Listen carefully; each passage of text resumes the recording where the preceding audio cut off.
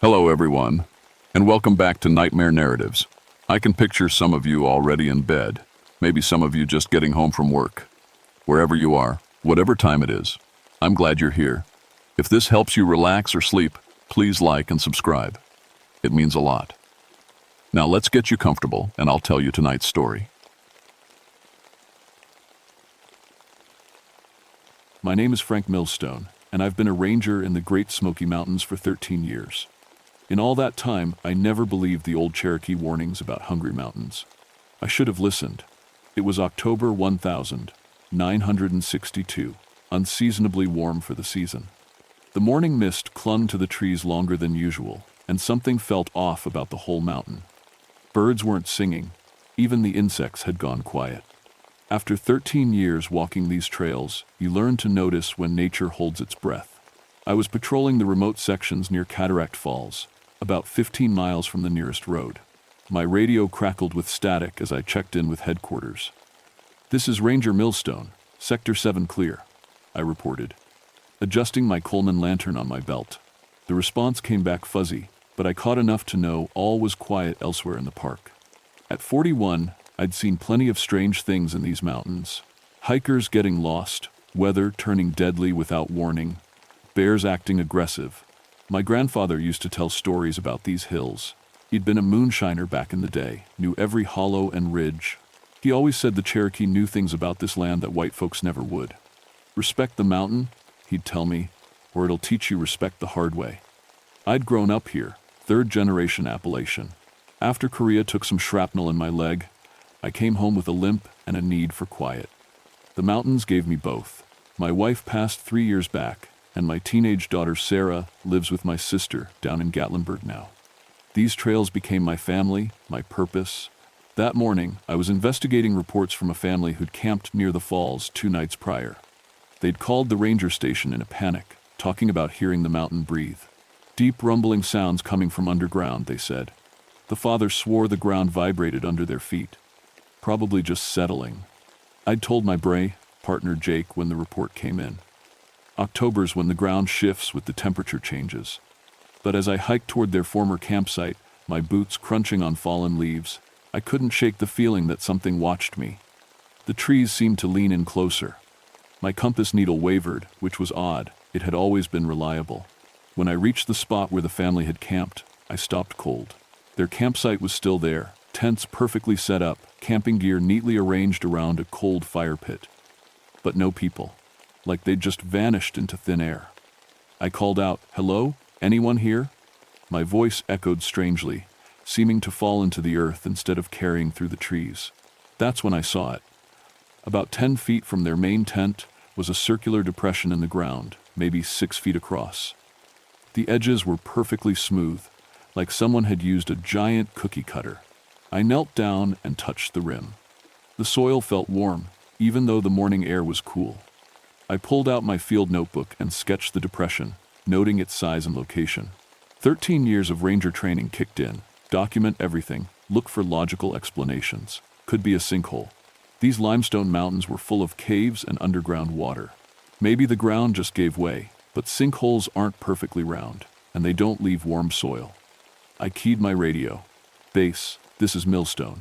I'm at the Cataract Falls campsite. Found the site abandoned, but all gear is still here. Also have an unusual ground depression that needs investigating." The radio crackled with static. Through the noise, I heard, "Copy. Sending Jake. Arrive, 2 hours." I decided to wait for backup before exploring further. But as I sat on a fallen log near the depression, I noticed something that made my skin crawl. The ground beneath my feet was vibrating. Just slightly, like a cat purring. And if I listened real careful, I could swear I heard breathing coming from somewhere deep underground. Jake arrived 2 hours later, hiking up the trail with his usual skeptical grin. "So what's got our veteran mountain man spooked?" he called out as he approached. Jake was 15 years younger than me, college-educated, full of scientific explanations for everything. Good ranger, but he looked at these mountains like a textbook instead of living things. "Take a look," I said, pointing to the depression. His expression changed as he examined it. He walked around the edge, pulling out his own measuring tape. "That's unusual," he admitted. Perfectly circular, no debris at the bottom. Put your hand on the soil, I told him. He knelt and pressed his palm to the earth. His eyebrows shot up. It's warm. How is it warm? Been like that all morning. And Jake, listen. We both crouched down, ears near the ground. The breathing sound was clearer now, rhythmic and deep, like something massive sleeping far below us. Could be an underground stream, Jake said, but his voice lacked conviction. Or gas escaping from a cave system. When's the last time you heard gas breathing in rhythm? Before he could answer, we heard voices coming up the trail. 3 young people with heavy backpacks, college kids by the look of them. A blonde girl and 2 guys, all wearing bright new hiking gear that screamed weekend warriors. Excuse me, the blonde called out. We're looking for the best camping spots near the falls. Someone in town said this area was perfect.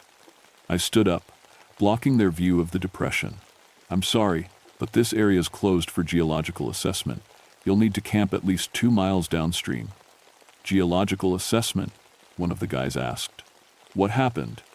Ground instability, Jake said smoothly. Safety precaution. The kids looked disappointed but didn't argue. Rangers don't usually negotiate with hikers about safety issues. They shouldered their packs and headed back down the trail. Good call, Jake said once they were out of earshot. Whatever this is, we don't need civilians wandering around it. But as we watched them disappear down the trail, I noticed something that made my blood run cold. The depression had grown. When I'd first found it that morning, it was maybe 6 feet across. Now it was clearly 9 feet, with the same perfectly smooth edges. Jake, I grabbed his arm. Look at the depression. He measured it again, his face going pale. 9 feet, 4 inches. That's impossible. Ground doesn't just expand. I pulled out my topographic map and showed him the location. This area sits right on top of what used to be a Cherokee village, disappeared in 1839, around the time of the removal. Local stories say the people just vanished one day. No trace except for some artifacts scattered around. You think this is connected to some 100-year-old Cherokee village? I think we need to contact the tribal council. My grandfather always said the Cherokee knew things about these mountains that we don't. We spent the rest of the afternoon documenting everything, taking photographs, soil samples, temperature readings. The breathing sound grew louder as the day wore on.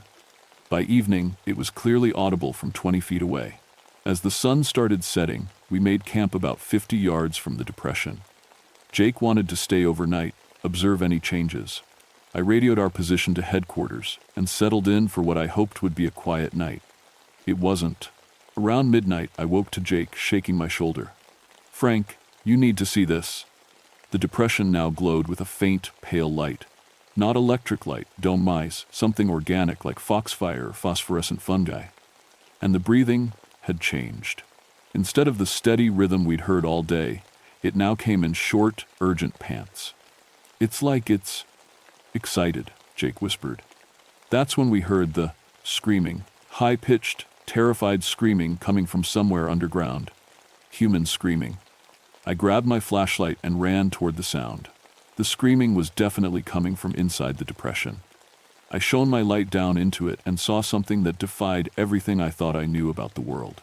The depression wasn't just a hole in the ground anymore. It was a mouth. The smooth edges had become lips, lined with what looked like stone teeth.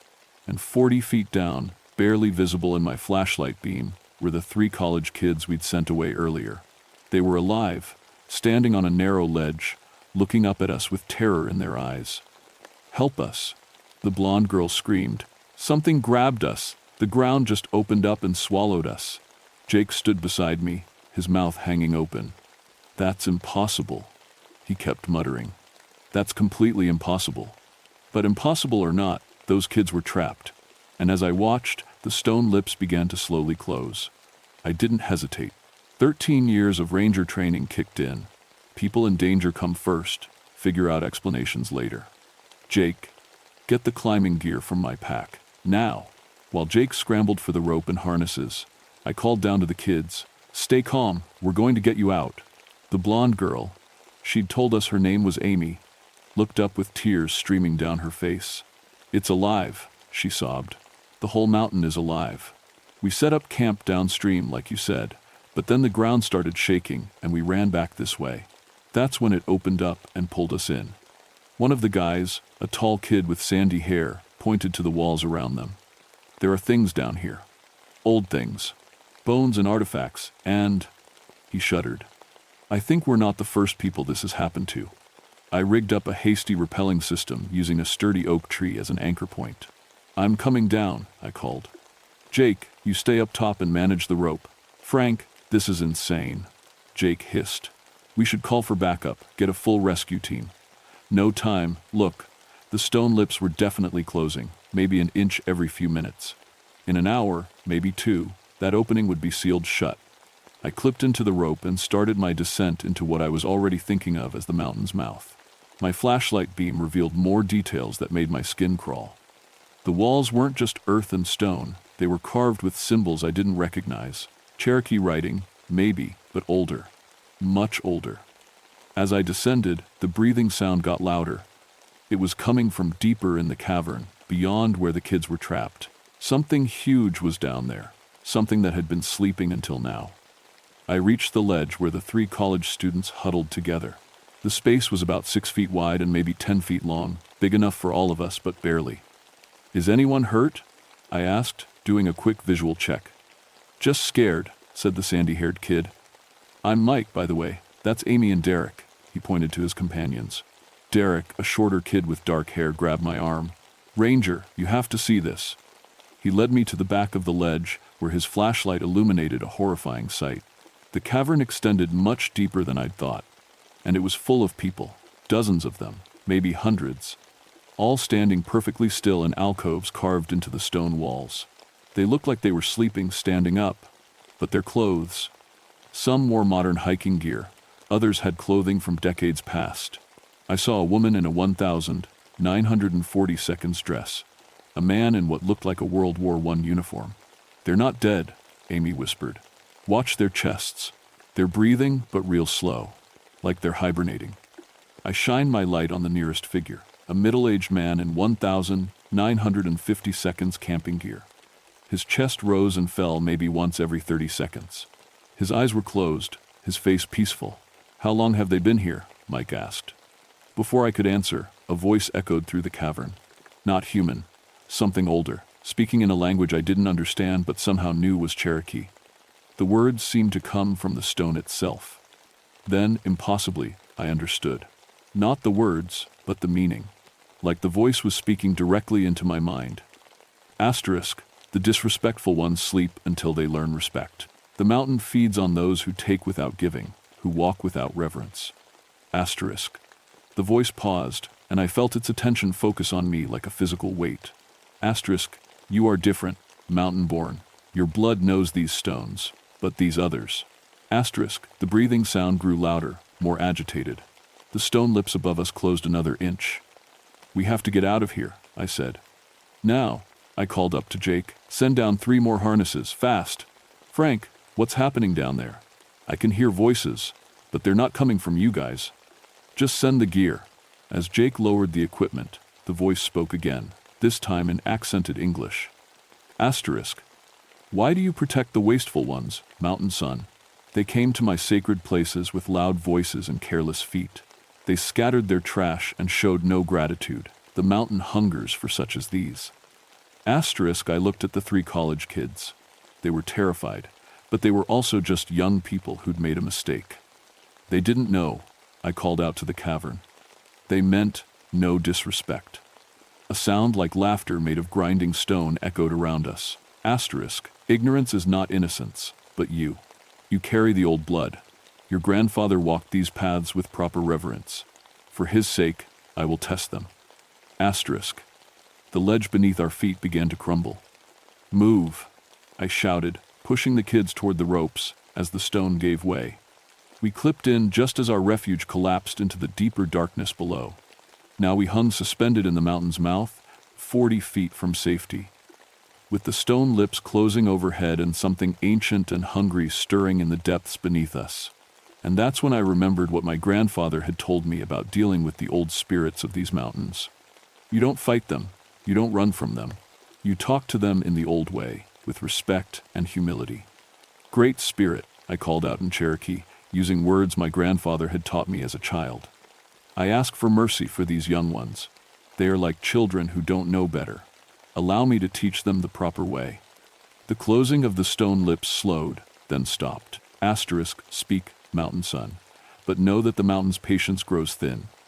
Asterisk, I hung there in the darkness, 3 terrified college kids clinging to ropes beside me, trying to remember every Cherokee word my grandfather had taught me. Above us, Jake's voice was calling down, asking what was happening. Below us, something ancient and powerful waited for my answer. Great Guardian, I said, mixing Cherokee and English, hoping the spirit would understand my respect even if my pronunciation was rough. These young ones come from cities far away. They don't know the sacred places or the proper ceremonies. But they have good hearts. The voice rumbled through the stone around us, contemplative now. Asterisk, good hearts? They leave their mark on sacred ground. They take photographs without permission. They see the mountain as their playground. Asterisk, I looked at Amy, Mike, and Derek. They were listening to every word, finally understanding that their lives depended on more than just climbing out of a hole. That's true, I admitted. But punish me for not teaching them better. I'm the ranger here. It's my job to protect both the mountain and the people who visit it. Asterisk, you would take their place in the sleeping chambers. Asterisk. The question hit me like a physical blow. I thought of my daughter Sarah, already without a mother, now potentially losing her father too. But I looked at these kids, barely older than she was, and knew what I had to do. If that's what it takes, Amy gasped. No, Ranger, you can't.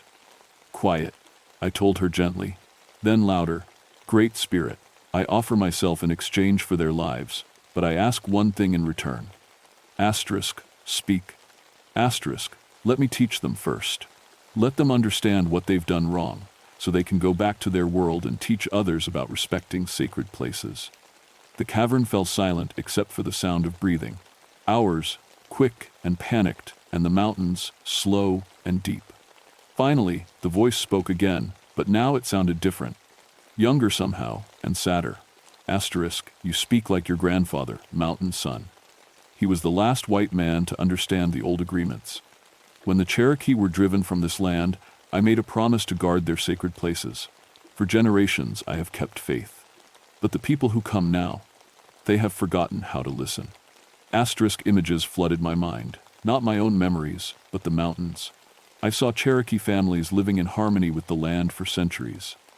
I saw the forced removal in 1839, families torn from their homes, and I saw the sacred burial ground where we now hung, a place where Cherokee ancestors had been laid to rest with ceremonies and respect. The village that disappeared, I whispered. They didn't just vanish, you protected them. Asterisk. They chose to sleep rather than be driven away. Someday, when the world remembers how to show proper respect, they will wake. Asterisk, I understood now. The people in the alcoves weren't prisoners. They were refugees. Some were Cherokee who had chosen eternal sleep over exile. Others were people from different times who had somehow earned the spirit's protection or punishment. What about us? Mike asked quietly. What do we have to do? The spirit's attention turned to the 3 students, and I felt its ancient power examining to them, reading their hearts. Asterisk. The tall one, asterisk, it said, focusing on Mike, asterisk, carries guilt about his grandfather's farm. He knows about taking from the land without giving back. Asterisk, Mike's face went white. How could you possibly know about that? Asterisk. The girl fears she is not worthy of the beauty around her. She takes pictures to prove she was here, but never truly sees. Asterisk, Amy started crying again, but nodded. Asterisk, and the quiet one thinks the land exists to serve him, but begins to understand differently. Asterisk, Derek, who had barely spoken since we'd found them, finally spoke up. You're right, I never thought about. I just saw it as scenery, like a postcard. The mountain spirit was quiet for a long moment. Then, asterisk, they can learn. But learning requires sacrifice. They must each give something precious to the mountain, something that represents their old way of thinking. Asterisk, I felt the rope supporting us beginning to move upward. The spirit was lifting us toward the surface. What kind of sacrifice? I asked. Asterisk. The tall one must return his grandfather's stolen earth to its proper place. The girl must break her picture-taking device and learn to see with her heart. The quiet one must spend one full day sitting silent in the woods, listening to what the mountain teaches. Asterisk. As we rose through the mountain's mouth, I saw Jake's worried face peering down at us. The stone lips had opened wide again, like a yawn. And if they don't, I had to ask. Asterisk. Then they will dream the long sleep until they do. Asterisk. We reached the surface, and Jake hauled us up onto solid ground.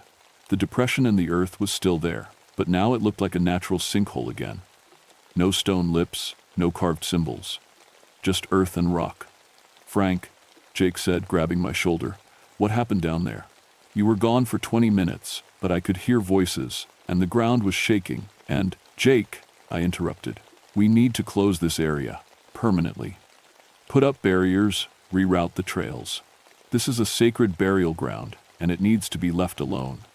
The 3 college kids stood together, looking shaken but somehow older than they had that morning. Ranger Millstone, Amy said, we'll do what it asked, whatever we have to do. Mike nodded. My family's farm in Ohio. We've been strip mining part of it. I know it's wrong. I'll stop it. Derek was staring at the ground where the mouth had been. I heard it, he said quietly. The mountain. It was trying to teach us something all along, wasn't it? We just weren't listening. 6 months later, I stood at the edge of what was now officially called the Geological Hazard Zone. The Park Service had accepted my recommendation to permanently close the area and reroute the trails. A small sign marked it as unstable ground, dangerous to approach. Only I knew the real reason for the closure. Amy had written to me 3 times since that October day. She'd smashed her expensive camera that night, like the spirit asked, and now she worked as a volunteer for Native American rights groups. She was learning to see with her heart, she said. Mike had convinced his family to stop the strip mining operation on their farm and was studying environmental law. It cost them money they didn't have. But he said some things were more important than profit. Derek sent postcards but never wrote much. The postcards were always pictures of forests and mountains, and on the back he'd write things like, listening, or learning to be quiet. All 3 had come back to the Smokies that spring to sit quietly by the closed area. They didn't ask to go in, just sat for a few hours in silence. I watched them from a distance and saw that they understood something they hadn't before. I'd started meeting with Cherokee elders, learning the proper names for places in the park and the stories that went with them. Slowly, carefully, I was working to change how we managed the land. Instead of just protecting it from people, we were learning to help people understand their relationship with it. My daughter Sarah had moved back from Gatlinburg to live with me. At 17, she was old enough to understand when I told her the real story of what happened that October. She wanted to learn Cherokee too, to carry on what her great-grandfather had started. But sometimes, on quiet mornings when the mist clung to the trees, I'd check the geological hazard zone. The depression was still there, looking like a natural sinkhole. But if you knew how to listen, you could still hear the mountain breathing. Jake had transferred to another park that winter. He said the Smokies felt too quiet now, like something was always watching. He wasn't wrong. The Cherokee elder who'd helped me understand the mountain's story told me that the spirit was older than memory, one of the first guardians placed to protect sacred ground. It would always be there, sleeping lightly, ready to wake if people forgot how to show respect. Your grandfather was right, the elder said. The mountain will teach respect, one way or another. Better to learn the easy way. I think about that every time I take new rangers on patrol. I teach them to listen to the mountains, to watch for signs that something isn't right. I tell them the old stories, even if they think I'm just sharing folklore, because I know the truth now. These mountains are alive, and they remember everything. They remember the Cherokee families who lived here for generations. They remember the promises made and broken.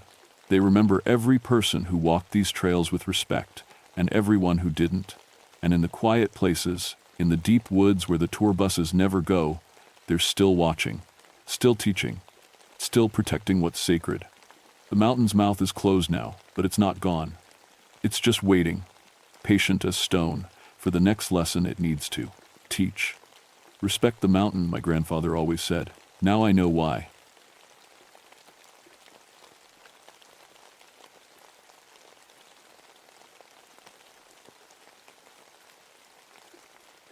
My name is Marcus Ironridge, and I've been a ranger in the Jefferson National Forest for 12 years.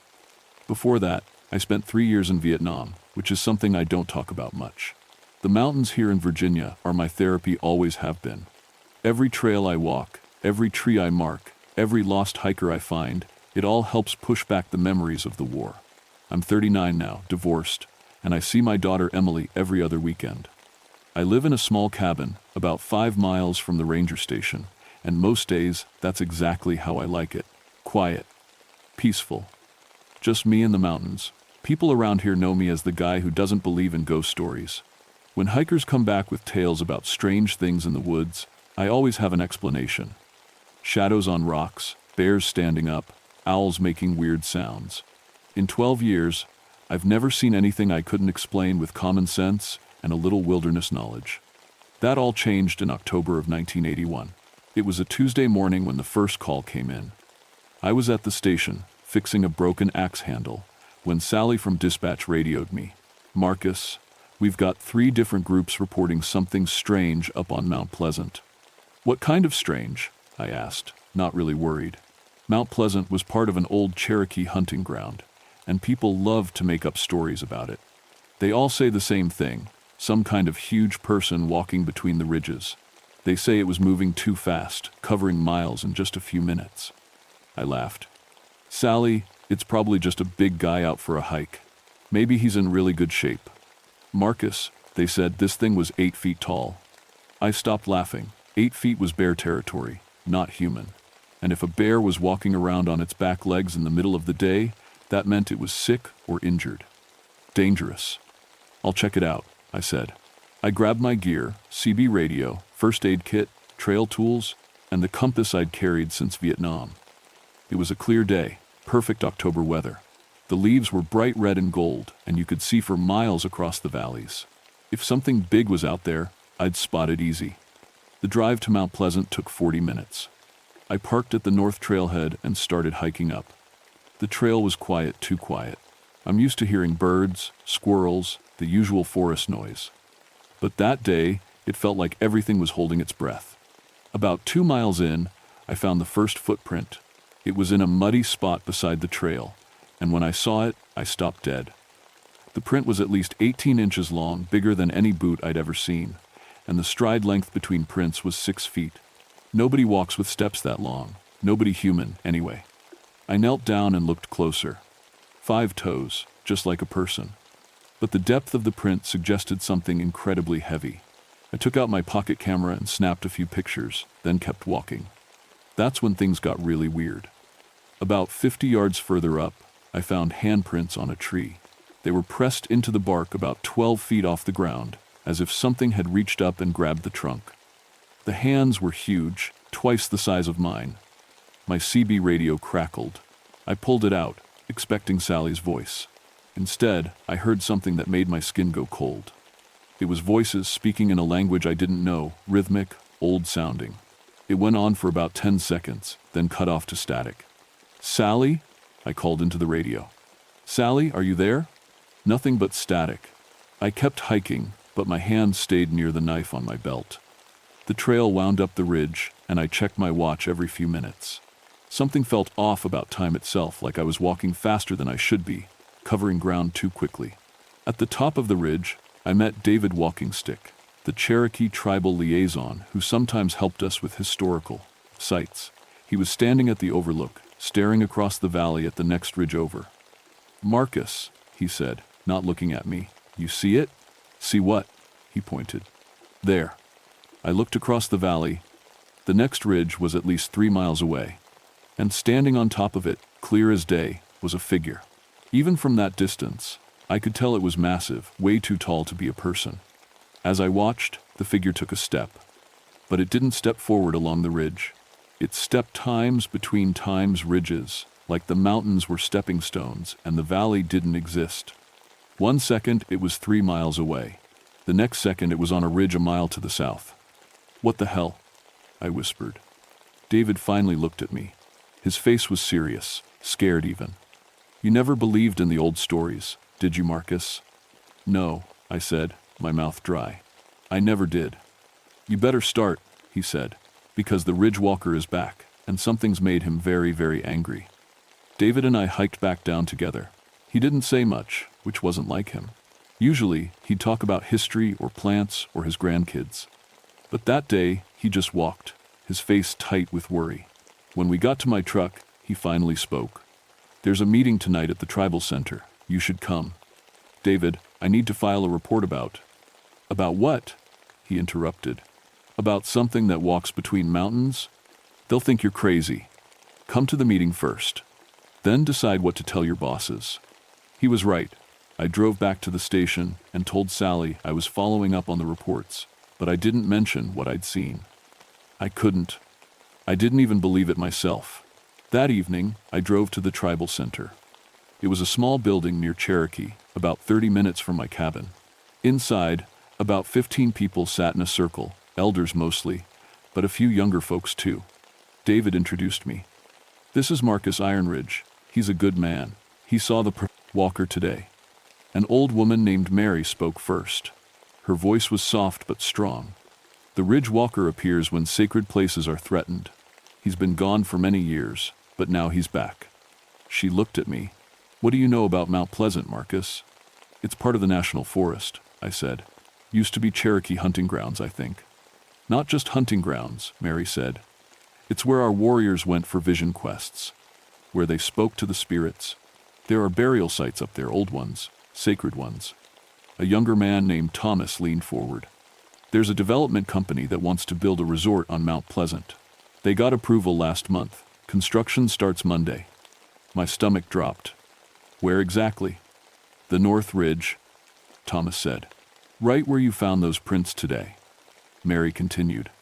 "The Ridge Walker protects these places. He's not a monster, he's a guardian. But when he's angry—" She trailed off, shaking her head. "What happens when he's angry?" I asked. Nobody answered right away. Finally, David said, "People disappear, or they go mad, or they see things that break their minds." I should have walked out right then, should have gone home and forgotten the whole thing. But something in Mary's eyes made me stay. She looked scared, genuinely scared, and I'd learned in Vietnam that when old warriors look scared, you pay attention. "What do I do?" I asked. "Watch," Mary said. "Protect the mountain if you can, and if you see the walker again." She paused. "Don't run. He respects courage. Show him you're trying to help." I drove home that night with my head spinning. The rational part of my brain said it was all stories, mass hallucination, mistaken identity, something. But the part of me that had seen weird things in the jungle, the part that knew the world was stranger than people wanted to admit, that part believed every word. The next morning, I got a call from Sally, before I even finished my coffee. "Marcus, we've got a problem. Multiple people are reporting the same thing, that tall figure is appearing on different ridges at the same time." "That's impossible," I said. "I know it's impossible. But we've got 6 different witnesses, all with watches, all saying they saw it on 6 different ridges within the same 10-minute period." I grabbed my gear and headed out. This time I brought David with me. We drove up to different overlooks throughout the day, talking to witnesses. They were all normal people, families, hikers, a couple of bird watchers. None of them seemed crazy, and they all described the same thing. A figure, impossibly tall, moving between mountains like it was folding space. At our third stop, we found something new. Fresh petroglyphs on rocks near the trail, ancient-looking symbols that David said were Cherokee, but in a style so old that even he didn't recognize all of them. "These weren't here last week," David said. "I check these trails all the time." "Maybe somebody carved them recently," I suggested. He shook his head. "Look at the oxidation on the rock. Look at the weathering in the grooves. Marcus, these look hundreds of years old, but they appeared overnight." That's when I heard it, a sound like thunder, but wrong. It rolled across the valley, echoing in a way that made my teeth hurt.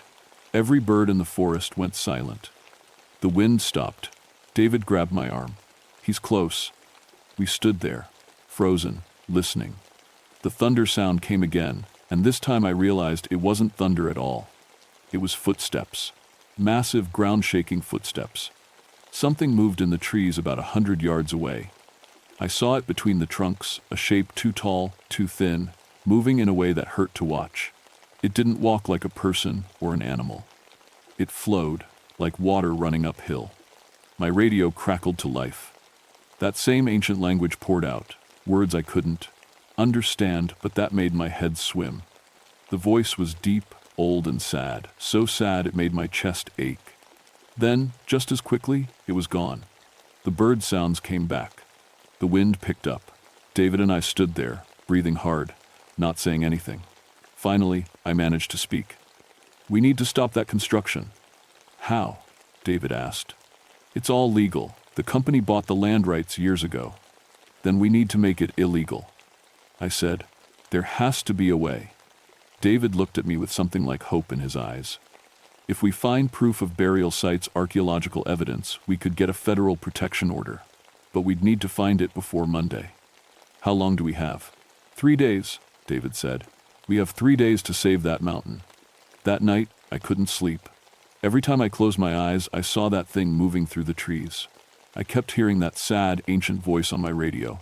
Around 2 in the morning, I gave up and drove to my cabin. I made coffee and spread out maps of Mount Pleasant on my kitchen table. If there were burial sites up there, they'd probably be near water sources or in protected areas, places where ancient people would have wanted to honor their dead. My phone rang. It was David. "Can't sleep either?" I asked.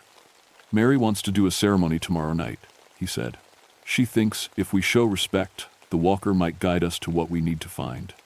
"David, I know you don't believe in ceremonies, but do you believe in what you saw today?" I didn't answer right away. Finally, I said, "Yeah, I believe it." "Then trust us on this. Be at the North Trailhead tomorrow at sunset." The next day dragged by. I had regular ranger duties, checking permits, helping a family whose car wouldn't start, clearing a fallen tree from a trail. Normal stuff. But my mind was on that mountain the whole time. At sunset, I met David, Mary, and Thomas at the trailhead. Mary carried a leather bag filled with tobacco, sage, and other things I didn't recognize. We hiked up in silence as the sun dropped behind the mountains. At the top of the ridge, Mary built a small fire. She spoke in Cherokee, her voice rising and falling like a song. She put tobacco in the flames, and the smoke rose straight up, even though there was a breeze. Then she turned to me.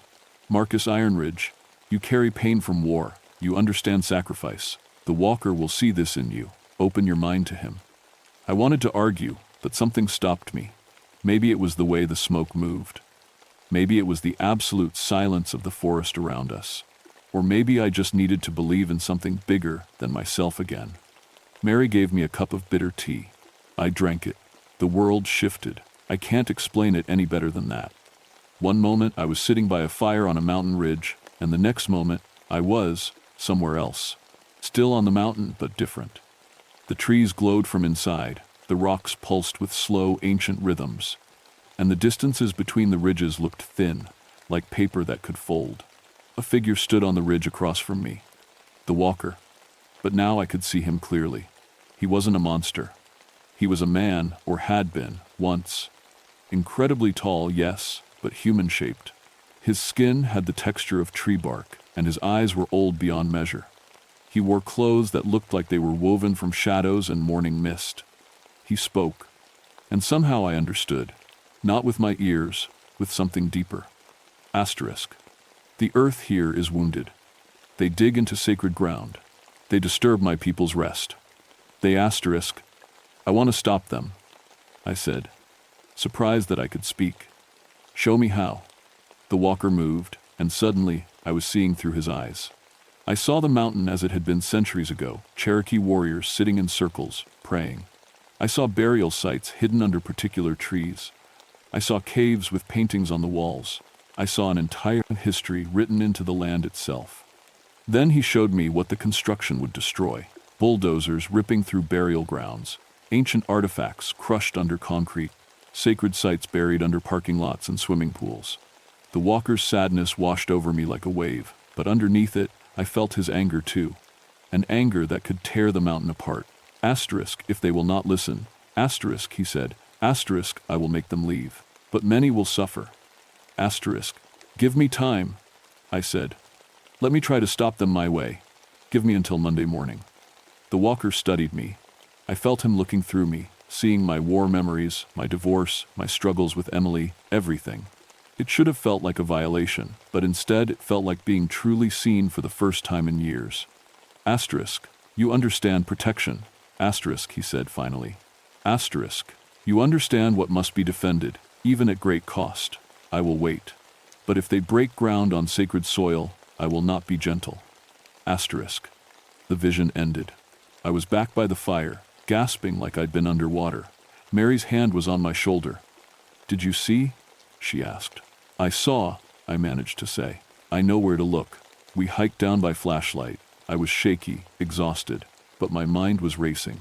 I'd seen specific locations, 3 burial sites, a cave with artifacts, and a rock formation that marked a ceremonial ground. If I could document even one of them before Monday, we could stop the construction. When I got home, I called an archaeologist I knew from a project 2 years ago. Dr. Sarah Chen, professor at UVA. I woke her up, but I didn't care. Sarah, I need you in Jefferson National Forest tomorrow morning. Emergency archaeological find. Marcus? It's midnight. I know, but I'm telling you. If you're not here by 9 a.m., something irreplaceable is going to be destroyed. There was a pause. Then, you're serious. Dead serious. I'll be there. I spent the rest of the night preparing.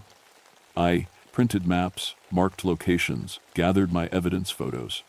I even wrote out a statement, trying to sound professional and sane while describing things I barely believed myself. At 3 a.m., my radio crackled. That ancient language again, but this time I understood a word here and there. Asterisk, brother. Guardian. Time runs short. Asterisk. I know, I said to the empty air. I'm trying. The radio went quiet, but I felt something, a presence, maybe, watching over me.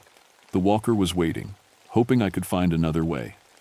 But in the back of my mind, I wondered, what if I couldn't?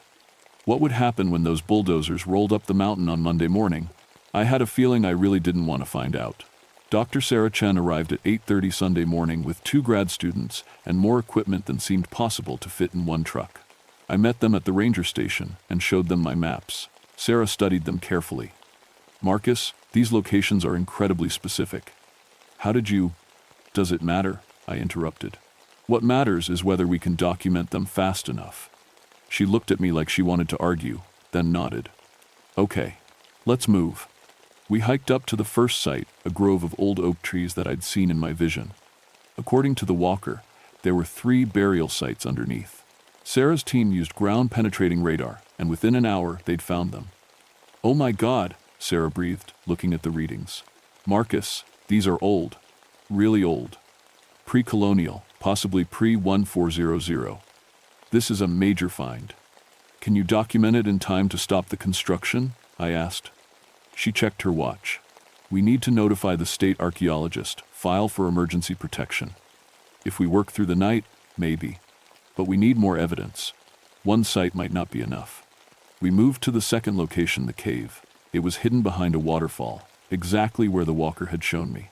Inside, we found pottery, shards, tool fragments, and wall paintings protected by the constant mist. Sarah was practically vibrating with excitement.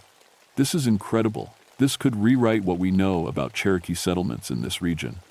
But I was watching the sky. The sun was dropping fast.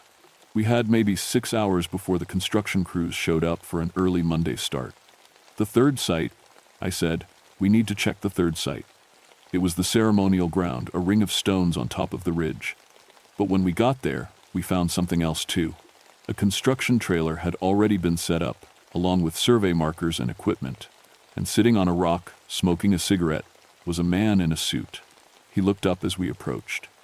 You must be the ranger, he said. I'm Richard Hartley, project manager for Mountain View Resorts. Can I help you? This is an active archaeological site, Sarah said, stepping forward. You can't build here.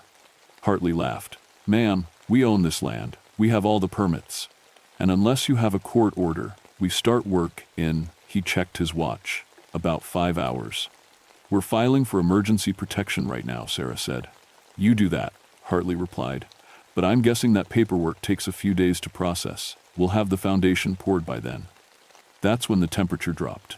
I mean, times dropped times from a comfortable 60 degrees to what felt like freezing in about 10 seconds. Our breath came out in clouds. Hartley noticed too. What the hell? The ground started to shake. Not an earthquake, something else. It felt like footsteps, getting closer. Every bird in the forest went silent. The wind stopped. Everyone needs to leave, I said quietly. Right now. I'm not going anywhere, Hartley said. This is my... He never finished the sentence. The walker stepped out from between two trees that were too close together for anything that size to fit through. Sarah's grad students screamed. Hartley dropped his cigarette. Even Sarah, usually so calm and professional, grabbed my arm hard enough to bruise. The walker was even bigger up close, 9 feet tall at least, maybe 10. His eyes glowed with a soft, sad light. He looked at Hartley, and when he spoke, everyone heard it. Not in our ears. In our heads. Asterisk, you will not dig here. Asterisk, Hartley's face went pale, then red. This is my land. You can't. You're not even real. This is some kind of trick. Asterisk, this land belonged to my people for 10,000 years. You have owned it for 10 months. Your claim means nothing. Asterisk. The walker raised his hand, and the ground around us changed. The construction trailer crumbled into rust. The survey markers sank into the earth like they'd never existed. The very rocks rearranged themselves into ancient patterns. Jesus Christ, Sarah whispered. But Hartley wasn't done. Maybe he was stupid, maybe he was stubborn, or maybe he just couldn't handle what he was seeing. He pulled out his phone. I'm calling the police. I'm calling the National Guard. I'm pro. The walker moved faster than anything that size should be able to move. He didn't hurt Hartley, just touched his forehead with one finger. Hartley's eyes rolled back. He saw something, the same kind of vision I'd had, probably. When the walker pulled his hand back, Hartley collapsed to his knees, crying. I'm sorry, Hartley sobbed. I didn't know. I didn't understand. We'll stop. We'll stop everything. The walker turned to me. Asterisk. You tried to protect this place in your way. For that, I thank you, brother. But there are some battles that require old medicine. Asterisk. What about the development? I asked. Will he really stop it? Asterisk. He will tell his story. Some will believe, some will not. But you have your evidence now. Use it well. Asterisk. The walker looked at Sarah and her students. Asterisk. Tell the world what you found here. Make them understand that some places are sacred. Some ground should never be disturbed. Asterisk. Then he did something I didn't expect. He looked at me and smiled, a sad, ancient smile. Asterisk. Your war wounded you deeply. But wounds can become wisdom. The spirits you carry from that jungle, they honor your strength, not your failure. Remember that. Asterisk. Before I could respond, he stepped backward. Not back toward the trees, back through space itself. One step, and he was on the ridge a mile away. Another step, and he was gone. The temperature returned to normal. The birds started singing again. Everything seemed normal except for Hartley, still on his knees, and the four of us standing there trying to process what we'd just seen. Sarah was the first to speak. Did that actually happen? Yes, I said. And we need to document everything before someone decides we're all crazy. We worked through the night. Sarah and her team took photos, measurements, samples. Hartley, once he could stand again, made phone calls to his company, to lawyers, to anyone who would listen. He wasn't lying about stopping the development. The man had seen something that changed him completely. By Monday morning, we had everything we needed. Emergency protection order, federal archaeologists on their way, news crews setting up in the parking lot. The construction never started. 2 weeks later, the site was designated as protected archaeological ground. A month after that, it was on the National Register of Historic Places. That was 3 months ago. The mountain is safe now. Mountain View Resorts sold the land to a conservation trust. Sarah's team is still up there, carefully excavating and documenting. They've found things that are going to keep archaeologists busy for years. I still work as a ranger, still hike the same trails, help the same lost tourists, fix the same broken equipment. But something's different now. I sleep better. The nightmares from Vietnam aren't gone, but they're quieter. Like the walker said, I understand now that those wounds don't mean I'm broken. They mean I survived. They mean I'm strong enough to carry them. Emily notices the change. Last weekend, when she came to visit, she said, "Dad, you seem happier. What happened?" I almost told her the truth, almost explained about the walker and the sacred ground and the visions. But instead, I just said, "I made a new friend who helped me understand some things." Which isn't a lie. Not really. David and I meet up once a week now. Sometimes Thomas and Mary come too. We talk about the old stories, the sacred places, how to protect them.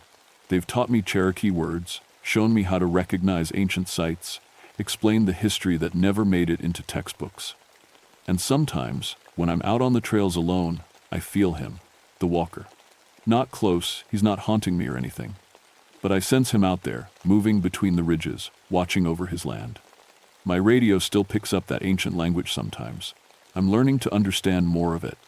Last week, I clearly heard, "Asterisk, thank you, brother." "Asterisk," I said, "you're welcome to the empty air," and didn't feel stupid doing it. Here's what I know now that I didn't know before. The world is bigger and stranger than most people want to believe. There are old things still here, ancient powers that were in these mountains long before rangers or developers or tourists ever showed up. Some people would find that scary. But me? I find it comforting. It means we're not alone. It means some battles have already been fought. Some ground has already been defended by warriors far more powerful than us. It means there's still something sacred left in the world. I'm back on Mount Pleasant today, checking the trails like always. The archaeologists wave as I pass their dig site. Hikers stop to ask questions. Everything seems normal. But I know better now. I know what walks between these ridges. I know what's watching over this land. And I know that as long as people like me, rangers, tribal liaisons, archaeologists, anyone who cares keep protecting these sacred places, the walker won't have to be angry anymore. He can just be what he was always meant to be. A guardian. A protector.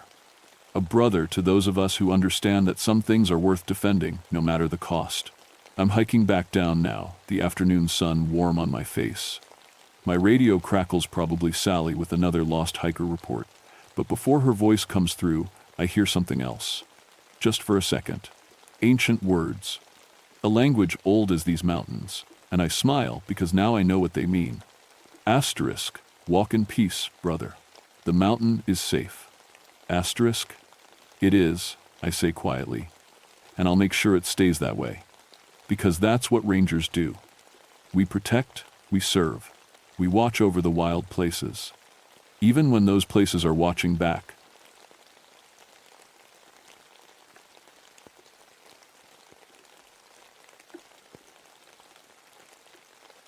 My name is Catherine Ashwood, and I've been a ranger in Pisgah National Forest for 8 years now.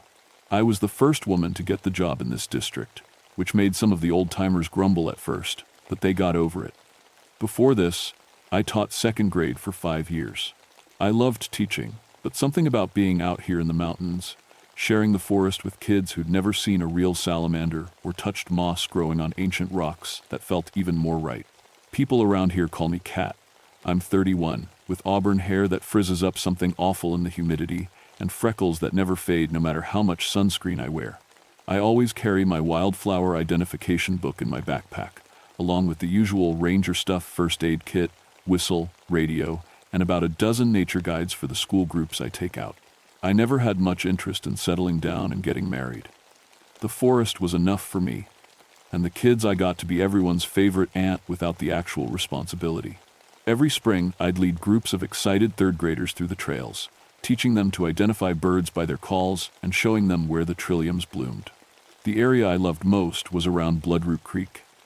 In early spring, the forest floor there turns white with bloodroot flowers, these delicate little things with petals like tissue paper. They're called bloodroot because if you break the stem, red-orange sap bleeds out.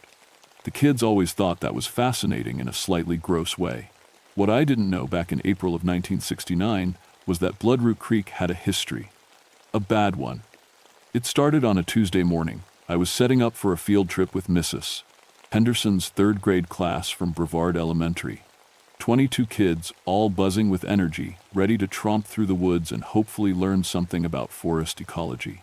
The weather was perfect, sunny but cool, with that clean mountain smell in the grassy air. We were about an hour into our hike when 8-year-old Susie Marsh tugged on my sleeve. "Miss Cat," she said, "who are those other kids?" I looked around, counting heads like I always did. "What other kids, sweetie? Everyone's right here." "No, I mean the ones who taught us that game. During free time, when you were talking to Mrs. Henderson." I felt a small prickle of concern. "What game?" "Ring Around the Rosie." But they did it different than we usually do.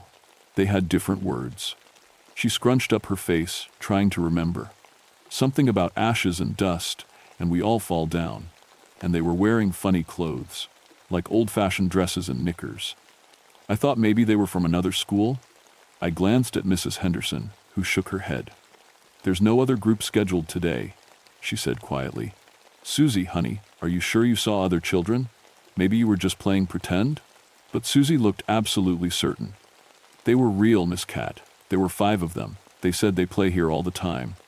3 other kids nodded in agreement. They'd all seen the same children. I didn't think much of it at first. Kids have amazing imaginations. Maybe they'd just gotten wrapped up in a pretend game and convinced themselves it was real. But something nagged at me as we continued our hike. The bloodroot flowers were blooming everywhere, which was strange because it was only early April. They usually didn't peak until mid-month. And they weren't just scattered randomly like normal. In several places, they formed almost perfect circles, like someone had planted them that way. Then I smelled it. That sweet, slightly spicy scent of bloodroot flowers, stronger than I'd ever noticed before. It seemed to hang in the air around the creek, even though we were a good 50 yards away. As we walked back to the parking lot, I heard something that made me stop. Children's laughter, echoing through the trees. High and clear and joyful. But when I counted my group, everyone was accounted for, and no one was laughing. The sound seemed to come from deeper in the forest, near the creek. "Did you hear that?" I asked Mrs. Henderson. She frowned. "Hear what?" The laughter had already faded. That night, I couldn't shake the feeling that something was off. I kept thinking about what Susie had said. 5 children in old-fashioned clothes, playing Ring Around the Rosie, playing by Bloodroot Creek. I decided to call Margaret Chen, the park historian. If anyone knew about weird stories connected to this area, it would be her. "Cat," Margaret answered on the 3rd ring. "What's up? Have you ever heard any unusual stories about Bloodroot Creek?" There was a pause. "What kind of unusual?" "Ghost stories. Specifically about children." Another pause, longer this time. "Why are you asking?" "Some kids on a field trip today claimed they saw children in old-fashioned clothes. Said these kids taught them games and then disappeared." Margaret let out a slow breath. I was hoping that was just a legend. "Listen, can you come by my office tomorrow? There's something you should see." Margaret's office in the visitor center was cluttered with maps, old photographs, and filing cabinets stuffed with research. When I arrived Wednesday morning, she had several documents spread across her desk. "I've been going through death records from the county," she said without preamble. "In the fall of 1918, the Spanish flu hit this area hard. Really hard." She pushed a ledger toward me. The pages were brittle and yellow, covered in careful handwriting. I scanned the entries, name after name, date after date. So many of them children. 23 kids died in a 6-week period, Margaret said quietly. Most of them from families who lived near what's now the Bloodroot Creek area. Back then, there was a small community there, maybe 15 families. The flu wiped out almost every child in that community. I felt cold. Where were they buried? That's the thing. The community cemetery was right by the creek. When the Forest Service bought the land in the 1932, most families had already moved away. The cemetery was forgotten. It's probably still there, overgrown. Why didn't anyone mark it? Put up a sign or something? Margaret shrugged sadly. Nobody remembered. Or maybe nobody wanted to remember. It was a terrible time. People tried to forget. I stared at the names in the ledger. Emma Patterson, age 7. Thomas Whitfield, age 9. Sarah and Samuel Grove, twins, age 6. 23 children who died alone and scared, coughing up blood, fever burning through their small bodies. 23 children buried and forgotten by Bloodroot Creek. "I'm going back out there," I said, "to look around." "Cat, maybe you should. I need to see for myself." I drove back to the trailhead and hiked in alone. It was a gray morning, clouds hanging low over the mountains, threatening rain. The forest felt different without a group of chattering kids. Quieter. Watchful. When I reached Bloodroot Creek, I started searching the area more carefully. It didn't take long to find them small stones, worn smooth by decades of weather, half buried in leaves and soil. They formed rough rows beneath the trees. Some still had faint carvings, initials, dates. 1918. I was standing in the middle of a forgotten children's cemetery. As I walked between the stones, my boot struck something hard. I knelt and brushed away the leaves. It was a wooden top, the kind kids played with in the old days. The paint was faded but still visible, red and blue stripes. Then I saw another toy, a small cloth doll, sitting propped against a tree root. Its dress was rotted, but the face was still stitched on, one button eye missing. I hadn't put these here. Neither had anyone on yesterday's field trip. My radio crackled with static. I reached for it, about to check in with the main office, when I heard something through the white noise. Singing. Children's voices, thin and distant. Asterisk. Ring around the rosy. Asterisk. Asterisk. Pocket full of posies. Asterisk. Asterisk. Ashes. Ashes. Asterisk. Asterisk. We all fall down. Asterisk. I dropped the radio. The singing continued, coming from all around me now, not just from the radio. I spun in a circle, trying to locate the source, but it seemed to come from everywhere and nowhere at once. Then I saw them. 5 children stood on the far side of the creek. 3 girls in long dresses with high collars, 2 boys in knickers and caps. They were holding hands in a circle, playing Ring Around the Rosie, just like Susie had described. They looked completely solid, completely real, except for one thing I could see through them, just slightly, like looking through fog. One of the girls looked up and saw me watching. She smiled and waved. I ran. I'm not proud of it, but I ran back to my truck as fast as my legs would carry me, my heart hammering against my ribs. I'd seen something impossible, something that shouldn't exist. I sat in my truck for 10 minutes, trying to catch my breath, trying to convince myself I'd imagined it. Stress, lack of sleep, too much sun yesterday. But I knew what I'd seen. I drove straight back to Margaret's office. They're real, I said, bursting through her door. The ghost children, they're real. I saw them. Margaret's face went pale. You saw them? In daylight? Clear as day. 5 kids, playing by the creek, just like in the records. She sat down heavily in her chair. Then it started again. What do you mean, again? I found something else this morning. Old incident reports from the 1930 seconds and 40 seconds. Every few years, there were reports of children seeing ghostly playmates near the creek, always in spring when the bloodroot blooms. The sightings stopped in the early 1950 seconds. I thought maybe the spirits had moved on. Well, they're back. My radio crackled again.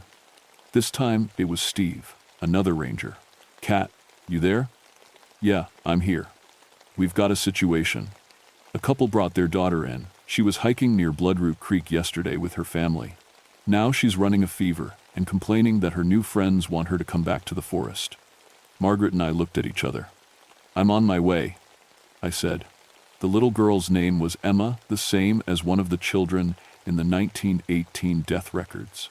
She was 7 years old, with blonde pigtails and glassy, fever-bright eyes. Her mother looked terrified. She's never been sick like this before. It came on so suddenly. And she keeps talking about children we never saw. She says they're her friends, and they're waiting for her. I knelt beside Emma's chair in the ranger station. Hi, sweetie. I'm Miss Cat. Can you tell me about your friends? Emma's eyes focused on me with an intensity that made me uncomfortable. They're nice. They taught me games, old games. They said they've been waiting so long for someone to play with. What are their names? Sarah and Samuel. They're twins. And there's Thomas and Emma, just like me, and Mary. They all live by the creek. Those were names from the ledger. 4 of the 23. Emma, when did you start feeling sick? After I played with them, they held my hands and we danced in a circle. Their hands were so cold, but I didn't want to be rude and pull away. Then we all fell down, just like in the game. And when I got up, I felt funny. I touched her forehead. She was burning up. "We're taking her to the hospital right now," her father said. But she insisted she needed to tell the rangers about her friends first. She said they'd be mad if we left without telling you. After they left, I called Margaret. "The ghost children are making the living children sick. Flu-like symptoms. Yeah, high fever, just like the 1918 pandemic. Kat, I think they're trying to do more than just make friends. I've been reading about the Spanish flu outbreak. You know what people said about it? That it was so devastating because entire communities died together. Children watched their siblings die. Parents watched their kids die. Nobody died alone, but everyone died. So these children died together. They're bound to this place together, and I don't think they understand they're dead. They've been waiting here for over 50 years, lonely and confused, wanting playmates. And when living children show up, they try to bring them into their world. Make them sick like they were sick. Make them part of their eternal playgroup. I felt sick myself. How many kids have been to Bloodroot Creek in the last week? I don't know. It's spring. Probably dozens. Over the next 3 days, 5 more children were reported sick. All of them had visited Bloodroot Creek. All of them talked about new friends who wanted them to come back to the forest. I closed the trails around the creek, but I knew it wasn't enough. The ghost children were getting stronger. Each day, more toys appeared by the creek, hoops, balls, wooden blocks, all from different eras. And the bloodroot flowers kept blooming in those perfect circles, spreading farther from the creek each day. On Saturday morning, I went back to the creek alone. I had to try to understand what was happening. Maybe I could communicate with them somehow. The 5 children were there, playing the same game. Ring around the rosy. Over and over. This time, I didn't run. "Hello," I called out. They stopped playing and turned to look at me. Up close, I could see they weren't quite solid. They flickered slightly, like a candle flame in a gentle breeze. Their clothes were from the early 1900s, simple dresses for the girls, wool knickers and caps for the boys. The girl who'd waved at me before stepped forward. "You can see us. Most grown-ups can't see us anymore. Only children can. My name is Catherine." "What's your name?" "Mary. Mary Patterson. That's my sister Emma, and those are the Grove twins, Sarah and Samuel, and that's Thomas Whitfield. We've been playing here forever and ever. Do you want to play with us?" Her voice was sweet and normal, just like any 7-year-old. But there was something wrong with her eyes. They were distant, unfocused, like she was looking past me at something far away. "Mary, do you know what year it is?" She tilted her head, confused. "It's 1918. Why?" "Mary, honey, it's 1969. That's 51 years later." She laughed. "That's silly. We just played here yesterday, and the day before, and the day before that. We play here every day, waiting for our families to come get us. They told us to wait here because everyone was sick. But we feel better now. We're ready to go home." My heart broke. They didn't know. They had no idea they'd died. "Mary, I need to tell you something important," but she'd already turned away. "Come on, everyone. Let's play again. Ring around the rosy." The 5 children joined hands and started their game again, singing that awful song, asterisk, ring around the rosy, asterisk, asterisk, pocket full of posies, asterisk, asterisk, ashes, ashes, asterisk, asterisk, we all fall down, asterisk, when they said fall down, they all collapsed to the ground. But then something happened that made my blood run cold. They didn't get back up right away. They lay there, perfectly still, their eyes closed. For a moment, they looked exactly like what they were, dead children. Then they sat up, giggling, and started the game over again. They were reenacting their own deaths, over and over, without understanding what they were doing. I pulled out my camera and took several pictures, just to prove to myself this was real. When I got the film developed the next day, every single photo showed the 5 ghost children, but it also showed something else, shadowy figures in the background. Dozens of them. Small figures, child-sized, standing among the trees. 23 children had died by Bloodroot Creek. We'd only seen 5 of them so far. Margaret and I met with Dr. Howard, a child psychologist from Asheville who'd treated 2 of the sick children. He sat in Margaret's office, looking at the photographs with a mixture of disbelief and scientific curiosity. "The children's symptoms are identical to Spanish flu," he said. "High fever, body aches, respiratory distress. But we've tested them for every illness we can think of. The tests come back normal. It's like they're experiencing psychosomatic symptoms triggered by, what, a mass hallucination? It's not a hallucination, I said firmly. The ghost children are real, and they're making the living children sick because they want companions. They're lonely. They've been trapped here for 50 years, waiting for their families, and they don't understand that they're dead. Doctor, Howard studied the photographs again. Assuming this is real, and I'm not saying I believe it is, what do you propose we do? I need to help them understand. I need to help them move on. How? I was a teacher. I spent 5 years explaining difficult concepts to children. Death is just another concept. Maybe, if I can make them understand, gently, like I would with any child, they'll be able to let go. Margaret touched my arm. Kat, you can't go back there alone. What if they try to make you sick too? They only seem to affect children. I'll be fine. But I wasn't sure about that at all. I went back to Bloodroot Creek that afternoon, armed with nothing but my teaching experience and a hope that I could reach 5 confused, lonely spirits who'd been children just like the ones I'd taught. They were waiting for me. All 5 of them, plus others now visible in the background, more ghost children watching from the trees. The other 18 who died here. Mary, I called, can we talk? She skipped over to me. Do you want to play Ring Around the Rosie? It's our favorite game. Mary, I know why it's your favorite. You played it when you were sick, didn't you? Back in 1918, when everyone had the flu. Her smile flickered. We were all sick. Everyone was sick. Mommy and Daddy said we had to stay strong and play together, keep our spirits up, so we played our game every day. And then what happened? Then, she looked confused. Then we kept playing. We've been playing ever since, waiting for Mommy and Daddy to come get us.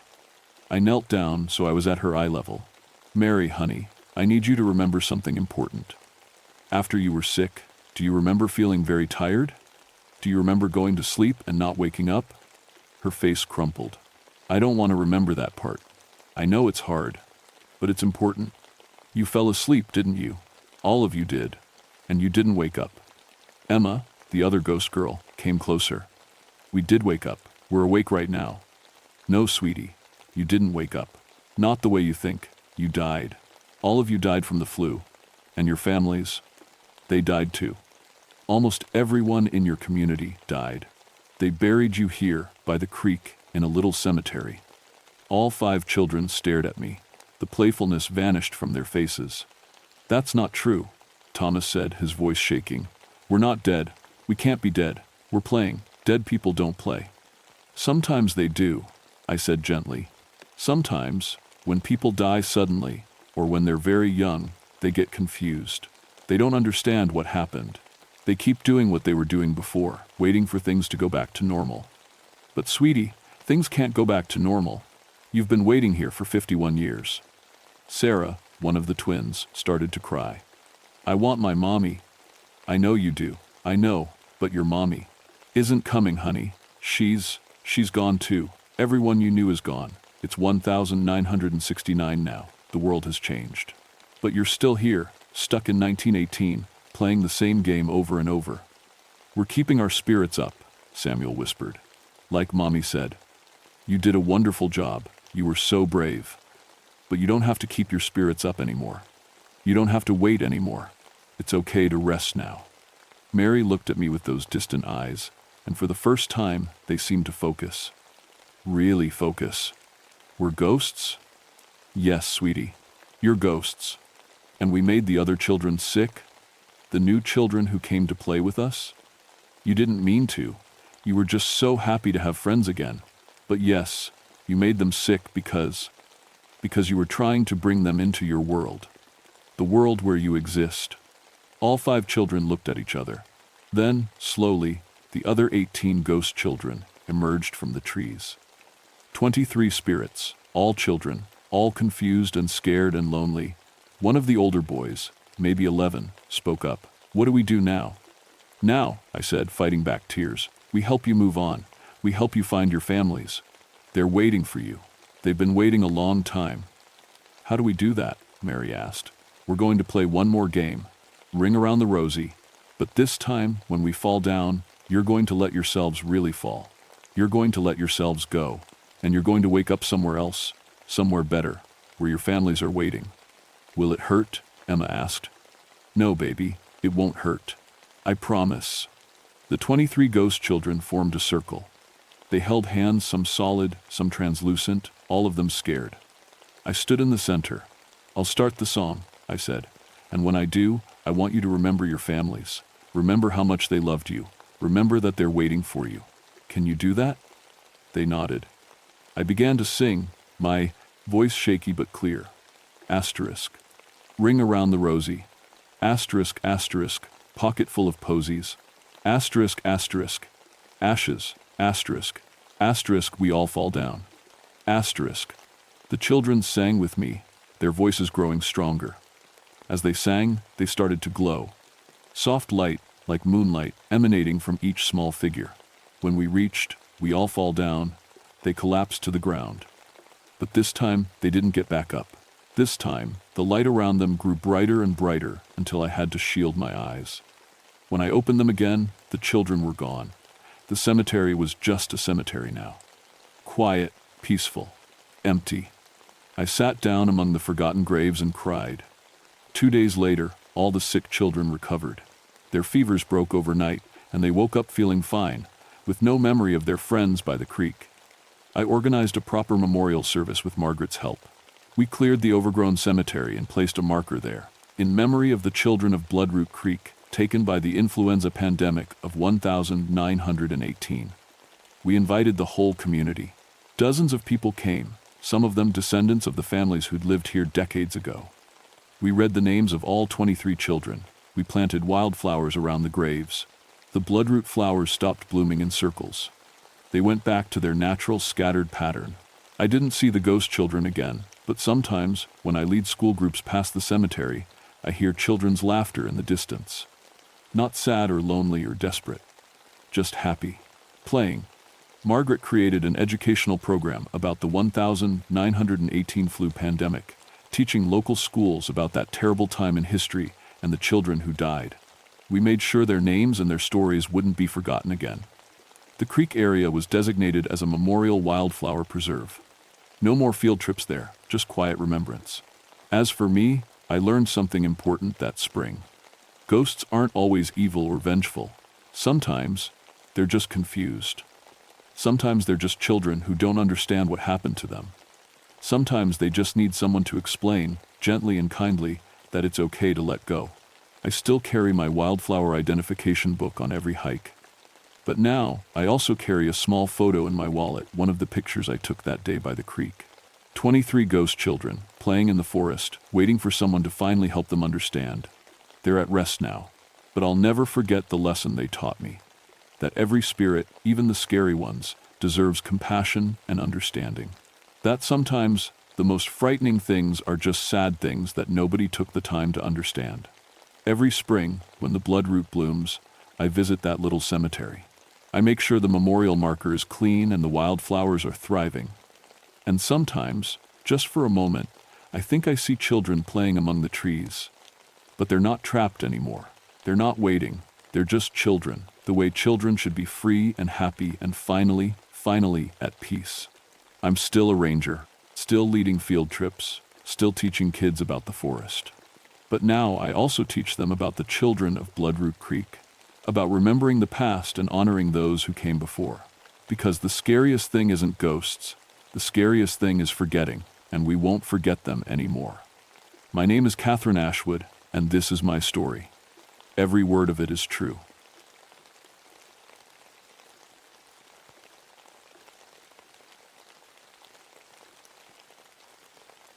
My name is James Copperhead, and I've been a ranger in the George Washington National Forest for 14 years. People always laugh at my last name, says it fits, working in these Virginia mountains where copperheads and timber rattlers hide under every rock. I tell them it's just coincidence. But sometimes I wonder. I'm 43, got a geology degree from Virginia Tech, and I know these Blue Ridge Mountains like the back of my weathered hands. My wife Sarah runs the little library in town, and our twin boys just turned 16. They think their old man's job is boring, checking trails, taking rock samples, making sure hikers don't get lost or killed. Most days, they're right, but not today. It started with my radio crackling to life at dawn. Dr. Patricia Williams from the university seismology department sounded worried. "James, we're picking up some strange readings from your area. Serpentine Ridge, specifically. You know anything about regular vibrations up there?" I adjusted my geological hammer on my belt and pulled out the topographic map. Serpentine Ridge was about 3 miles northeast, a strange formation of green serpentine rock that twisted along the mountain like a sleeping snake. The Cherokee who lived here before us had stories about it, but I never paid much attention to old legends. "What kind of vibrations?" I asked, already heading for my truck. "That's just it. They're too regular. Like breathing. Every 47 seconds we get a seismic pulse from underground. Been going on for 3 days now. I'd been working these mountains long enough to know that rocks don't breathe. But I also knew that Dr. Williams didn't call unless something was seriously wrong. The drive to Serpentine Ridge took me through thick pine forest, past streams still running high from the unusually warm winter we'd been having. Snow was melting weeks early, and the whole forest felt restless. Animals were acting strange too. I'd seen 3 black bears in the past week, all moving downhill fast, like they were running from something. When I reached the base of the ridge, I could feel it before I could see it. A low rumble in the ground, so deep it was more felt than heard. My truck's radio started crackling with static. I parked and grabbed my gear, seismic reader, rock samples kit, cave rescue equipment. The trail up to the ridge was steeper than I remembered, winding through formations of that strange green serpentine rock that gave the place its name. The stone looked almost alive in the morning light, with veins and patterns that reminded me uncomfortably of scales. Halfway up, I stopped. Something was wrong with the trail. I'd hiked this path hundreds of times. I knew every route, every rock, every turn. But the serpentine formations had changed. What used to be separate boulder clusters were now connected, forming long, curving walls that followed the ridgeline. It looked like someone had rearranged tons of stone overnight. That's when I felt the breathing. The ground beneath my boots pulsed gently, rhythmically. 47 seconds apart, just like Dr. Williams said. I knelt and pressed my hand to the earth. The vibration wasn't random seismic activity. It was too steady, too organic. It felt like I was kneeling on the chest of something enormous, something alive. I pulled out my radio but got only static. The electromagnetic interference was getting stronger the higher I climbed. My seismic reader was going crazy, showing movement patterns that made no geological sense. According to the readings, something the size of a mountain was slowly shifting position underground.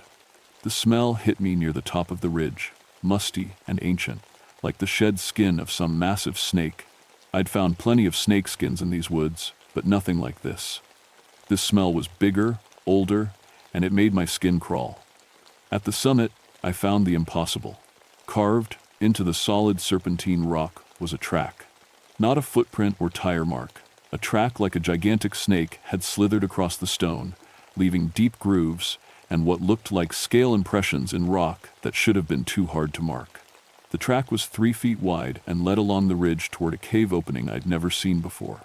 The entrance was perfectly round, about 8 feet across, and disappeared into darkness that seemed to swallow my flashlight beam. That's when I knew Dr. Williams was right to be worried. And I was starting to think my Cherokee grandmother's stories might not have been just legends after all. I called Dr. Maria Strongeagle from my satellite phone. She was the only person I knew who understood both geology and Cherokee culture. If anyone could make sense of what I was seeing, it would be her. "James, slow down," Maria said when I finished describing the track. "You're saying the serpentine formations actually moved? I'm saying they're in completely different positions than they were last week. And there's a cave here that wasn't here before." Silence on the other end. Then, "I'm coming up. Don't go in that cave alone." While I waited, I took photographs and collected rock samples.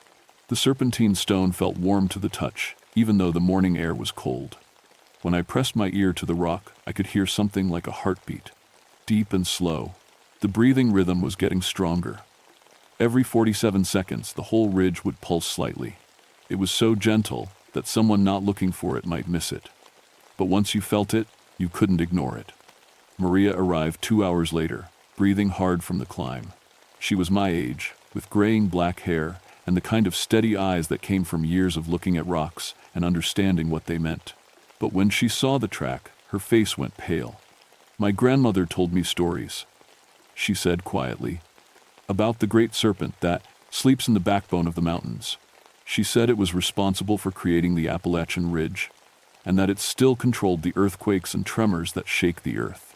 "You don't believe that," I said. I didn't. "But look at this." She knelt beside the track and pointed to symbols carved into the rock nearby. "These are Cherokee petroglyphs, old ones. They're warnings." The symbols showed a massive snake coiled around mountain peaks. Other carvings depicted people offering gifts to the serpent and scenes of earthquakes destroying villages. "The stories say the serpent sleeps most of the time," Maria continued. "But when it stirs, the earth shakes. When it wakes fully." She gestured at a petroglyph showing mountains crumbling. Everything falls down. A pulse went through the ground beneath us, stronger than before. My seismic reader beeped frantically. "It's getting worse," I said. "Doctor, Williams thinks there might be a major earthquake coming." Maria stood and looked toward the cave entrance. "The stories also say that when the serpent begins to wake, someone has to speak with it. Someone has to convince it to keep sleeping. That's just mythology." She pointed at the impossible track in solid stone. "You sure about that?" We approached the cave entrance together. My flashlight beam barely penetrated the darkness inside. The musty snakeskin smell was stronger here, and I could hear something moving in the depths, a slow, sliding sound like scales against stone. "There's definitely something alive down there," I whispered. That's when the cave entrance began to glow. A faint green light, the same color as the serpentine rock, emanated from somewhere deep underground. The light pulsed in rhythm with the breathing, growing brighter and dimmer every 47 seconds. "James," Maria grabbed my arm, "look at the walls." The serpentine rock around the cave entrance was changing. The stone was flowing, like water, reshaping itself into more detailed scale patterns. As we watched, the circular opening stretched and narrowed, taking on the shape of a massive eye, an eye that was slowly opening. The eye was easily 10 feet across, with a vertical pupil that reflected our flashlight beams back at us. The iris was deep green with flecks of gold, and it moved, tracking our position as we stood frozen at the edge of the ridge. "It sees us," Maria whispered. The great eye blinked, a movement of stone that should have been impossible. When it opened again, the pupil had contracted, focusing on me specifically. I felt a presence in my mind, ancient and vast, touching my thoughts with careful curiosity. Images flashed through my consciousness. Visions of the mountains forming millions of years ago, of ice ages and volcanic eruptions, of Cherokee tribes learning to read the earth's moods and work with the forces that shape the land. I saw myself through the serpent's perception, a tiny figure on the surface of something unimaginably large. Then the contact broke, leaving me gasping. The eye closed, and the cave entrance returned to its simple circular shape. But the message was clear. Something immense and ancient was waking up beneath Serpentine Ridge, and it knew we were there. My radio crackled to life with Dr. Williams' panicked voice. "James, get away from there."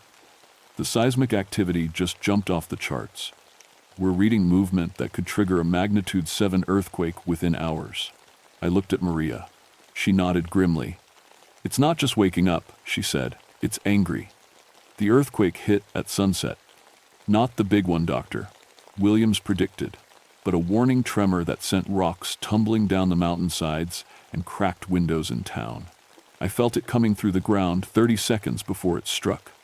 The serpent's breathing rhythm changed, becoming faster and more agitated. Maria and I had spent the day studying the petroglyphs and trying to understand what the Cherokee stories really meant. According to the old legends, the great serpent wasn't just some monster sleeping underground. It was the force that held the mountains together, that controlled the pressure building up along fault lines throughout the Appalachians. "It's like a safety valve," Maria explained, as we sat by my campfire, watching the stars appear through the smoke. When pressure builds up too much in one place, the serpent shifts position to release it gradually. Small tremors instead of devastating earthquakes. "So why is it angry now?" She pointed toward the distant lights of the mining operation on the next ridge over. "Mining? Drilling? Explosions going off underground every day for the past 3 months. They're blasting right through the serpent's domain. I thought about all the industrial activity that had been expanding into these mountains recently. Mountaintop removal, natural gas drilling, massive construction projects. If there really was something ancient and powerful sleeping beneath the ridges, we'd been hitting it with dynamite and bulldozers for decades. How do we talk to it? I asked. According to my grandmother's stories, you have to go deep, into the heart of the mountain. But James, she stared into the fire. The stories also say that most people who tried never came back. That night, I dreamed of scales the size of highway lanes and eyes like green suns burning in the darkness. I dreamed of speaking with a voice that had been silent since before humans walked the earth, and of carrying messages between the surface world and the depths. I woke to my satellite phone ringing. "Doctor," Williams sounded terrified. "James, you need to evacuate the area immediately. We've got seismic readings showing massive underground movement. The whole ridge system is destabilizing." Through my tent walls, I could see green light pulsing from the direction of life, the cave. The breathing rhythm had changed again, now every 30 seconds, and getting faster. "How long do we have?" I asked. "Maybe hours, maybe less. Something down there is about to break free, and when it does, it's going to reshape the entire mountain range." I found Maria already awake, packing her gear. "It's not breaking free," she said. "It's trying to stabilize the system, but something's fighting it. The mining operations are still blasting. They're scheduled for another round of explosions at dawn. Can we stop them? Not from here. Radio communications are completely scrambled. The electromagnetic interference is getting stronger by the hour. I made a decision that Sarah would probably divorce me for, if I lived long enough to tell her about it. I'm going into the cave." "James, no, it's too dangerous. Look around, Maria. The whole mountain is shaking itself apart. If the serpent is really trying to prevent a major earthquake, then maybe I can help. Maybe I can carry a message." She studied my face in the green light that was now pouring steadily from the cave entrance. "You really believe the stories now?" "I believe what I can see, and what I can see is that we're about to lose everything if someone doesn't try something desperate." We hiked to the cave entrance in the pre-dawn darkness. The serpentine rock formations had continued changing throughout the night, flowing into new configurations that looked more and more like anatomical features. Ribs, vertebrae, massive coils of muscle beneath the surface. The cave itself had grown larger, now easily 15 feet across. The green light came from deep inside, painting everything in an eerie glow that reminded me of being underwater. "The Cherokee who did this," I asked Maria, "what did they take with them?" "Offerings, tobacco, cornmeal, precious stones, things that showed respect for the spirit of the mountain." I emptied my pockets and found what I had: my geological hammer, some energy bars, and a small piece of serpentine rock I'd been carrying as a good luck charm. It wasn't much of an offering, but it would have to do. "If I don't come back," I told Maria, "tell Sarah and the boys that I love them, and tell Dr. Williams to redirect those mining operations away from this ridge system, whatever it takes." I entered the cave just as the first explosion echoed from the distant mining site. The tunnel sloped downward at a steep angle, following natural curves in the rock that looked increasingly organic the deeper I went. The walls pulsed with that rhythmic breathing, and I could feel a vast heartbeat through the soles of my boots. After what felt like hours but was probably only minutes, the tunnel opened into an enormous cavern, and there, coiled in the green-lit darkness, was the great serpent of Cherokee legend. It was beautiful and terrible beyond description. Scales the size of car doors caught and reflected the ethereal light. Its body was so massive that I could only see portions of it, a curve here, a coil there, disappearing into passages that led deeper into the mountain's heart. And it was hurt. The serpent's head rose from the depths as I approached, and I found myself looking into eyes the size of garage doors. But these weren't the cold, predatory eyes of a snake. There was intelligence there, and pain, and something that might have been hope. "Asterisk. You came," asterisk, a voice said in my mind. Not words, but concepts and images that bypassed my ears entirely. Asterisk. The small ones remember the old agreements. Asterisk. I could see the serpent's injuries now, raw wounds along its flanks where mining explosions had torn through scale and flesh. disrupting the careful network of pressure points it used to control seismic activity throughout the mountain range. Asterisk. They hurt you, asterisk, I said, not sure if my thoughts would reach it. Asterisk. They know not what they do.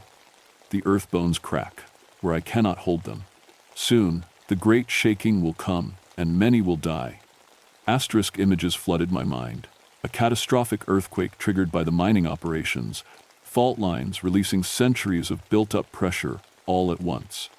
I saw cities falling, dams bursting, millions of lives lost across the eastern seaboard. Asterisk, can you stop it? Asterisk, asterisk, I am too wounded. The harmony is broken. Unless the deep cutting stops and the wounds heal, I cannot maintain the balance. Asterisk, another explosion echoed from above, closer this time. The serpent's massive body shuddered, and I felt the mountain shake around us. Asterisk, but there is another way. Asterisk, the serpent continued. Asterisk, in the old times, your people and mine worked as one. A human voice to speak my warnings, human hands to tend the sacred places. The small ones who remember could learn again. Asterisk, I understood. The Cherokee had been earthquake predictors, working with the serpent to know when and where pressure was building, evacuating dangerous areas before the tremors hit. Asterisk, you want me to be your voice. Asterisk, asterisk, if you are willing. But know this, to speak for the mountain is to become part of it. You will feel every tremor, every shift in the deep places. You will know when the earth is troubled, and that knowledge will change you. Asterisk. I thought of Sarah and the boys, of Dr. Williams and her seismic equipment that couldn't predict earthquakes with nearly the accuracy this ancient being possessed. I thought of all the people who would die if the big one hit without warning. Asterisk, I'll do it. Asterisk, the serpent lowered its great head until it was level with mine. Asterisk, then received the gift of earth speech.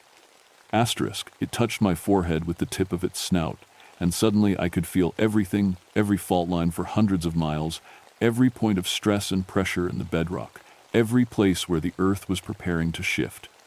The sensation was overwhelming, like trying to hear 1,000 conversations at once, but, gradually, patterns emerged.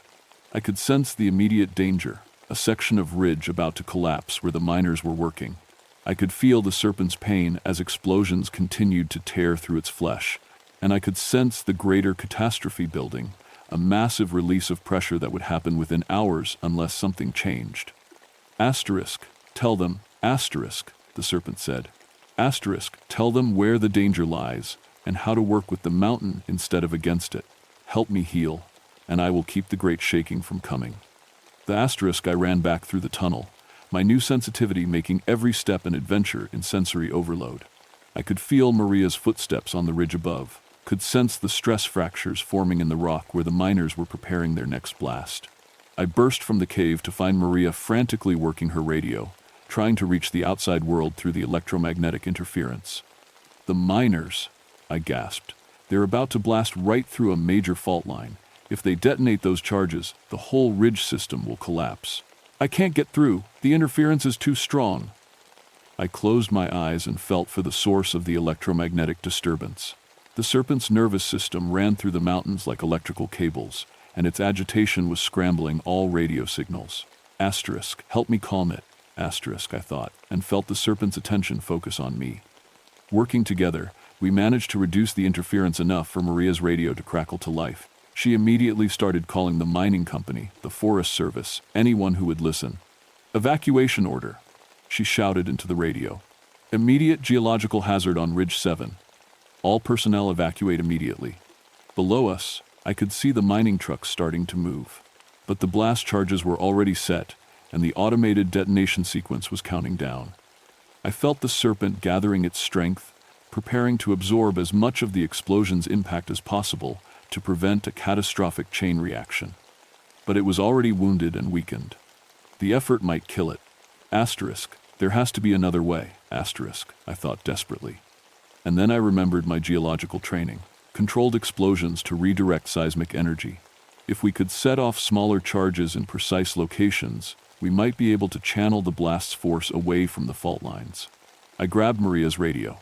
Dr. Williams, are you listening? James, thank God. We're reading massive instability in your area. I need you to contact the mining company. Tell them to detonate charges in sequence, not all at once. Start with the eastern section, then work west in 30-second intervals. It'll redirect the pressure wave away from the main fault. How could you possibly know that? I looked back toward the cave, where green light still pulsed in rhythm with the serpent's breathing. Trust me, the controlled detonation worked. Instead of one massive explosion that would have shattered the fault lines, the sequential blasts created a series of smaller pressure waves that the serpent was able to absorb and redirect harmlessly into the deeper bedrock. I felt every explosion through my new connection to the mountain, but instead of pain, there was relief. The dangerous pressure that had been building for months was finally being released safely. Over the following days, I worked with Dr. Williams and the mining company to establish new protocols. Using my strange new ability to sense stress points in the bedrock, we identified safe zones for industrial activity and dangerous areas that needed to be left alone. The serpent's wounds began to heal. The regular breathing pattern returned to its normal 47-second rhythm, and the electromagnetic interference faded enough for normal communications to resume. Maria helped me understand the cultural significance of what had happened. According to Cherokee tradition, I had become what they called an earth speaker, someone who could communicate between the human world and the spiritual forces that controlled natural phenomena. My grandmother said there used to be several earth speakers in every generation, Maria told me as we watched the sunset from Serpentine Ridge. They died out when the old ways were forgotten. You might be the first one in over a century. The ability came with a price. I could feel every earthquake for hundreds of miles, every landslide and rockfall. Sometimes the sensations were so overwhelming that I had to take medication just to sleep. But I also prevented disasters. In the months that followed, my warnings helped evacuate areas before several major tremors, saving dozens of lives. Sarah wasn't thrilled about her husband becoming some kind of geological mystic, but she adapted. The boys thought it was the coolest thing ever, and they started learning about Cherokee culture and geology with new enthusiasm. Dr. Williams established a formal partnership between the university and the Forest Service, using my abilities to supplement their seismic equipment. We developed an early warning system that was more accurate than anything in the scientific literature. The mining company initially resisted the new restrictions, but after their insurance costs dropped by 60% due to reduced geological hazards, they became enthusiastic supporters of the program. I still go back to the cave sometimes, to check on the serpent and to learn more about the deep forces that shape our world. It's teaching me about connections I never imagined, how underground rivers affect fault stability, how the moon's gravity influences earthquake timing, how the mountains themselves are alive in ways that geology textbooks never mention. My Cherokee grandmother used to say that the earth remembers everything. Now I understand what she meant. Through the serpent, I can sense the geological history embedded in every rock layer, the ancient seas and ice ages and volcanic eruptions that shaped these mountains over millions of years. But I also sense the future, the stress building up in distant fault lines, the slow movements that will reshape the landscape over the coming centuries.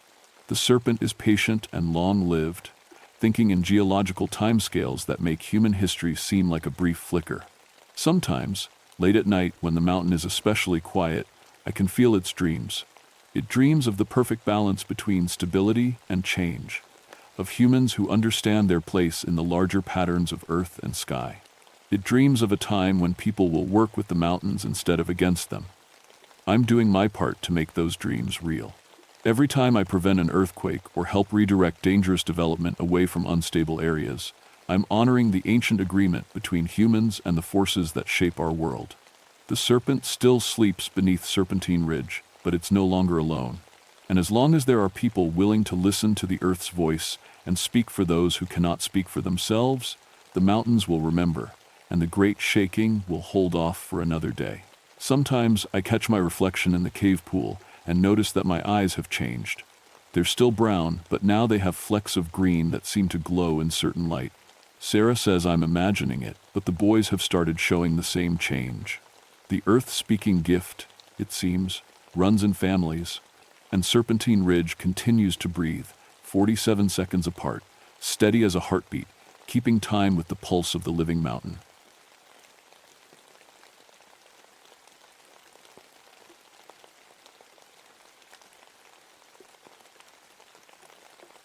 My name is Samuel Moonwater, and I've spent 11 years watching over these mountains at night. People think it's a lonely job, being a park ranger in the Nantahala National Forest, but I never minded the darkness. My Cherokee grandmother used to say I had night eyes, that I could see things other people missed when the sun went down.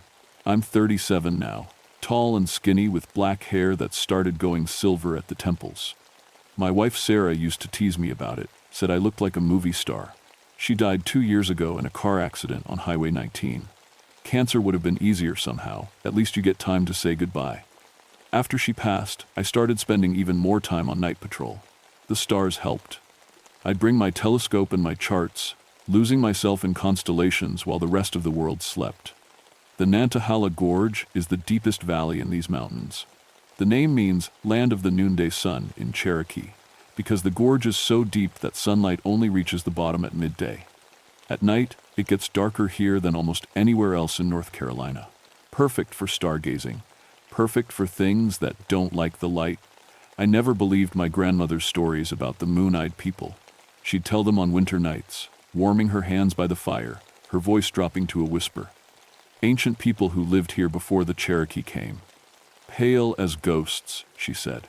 Eyes huge and round like owls. They feared the sun so much they lived underground, only coming out when the moon was dark. Fairy tales, I'd say, and she'd just smile that knowing smile. That was before the summer of 1976.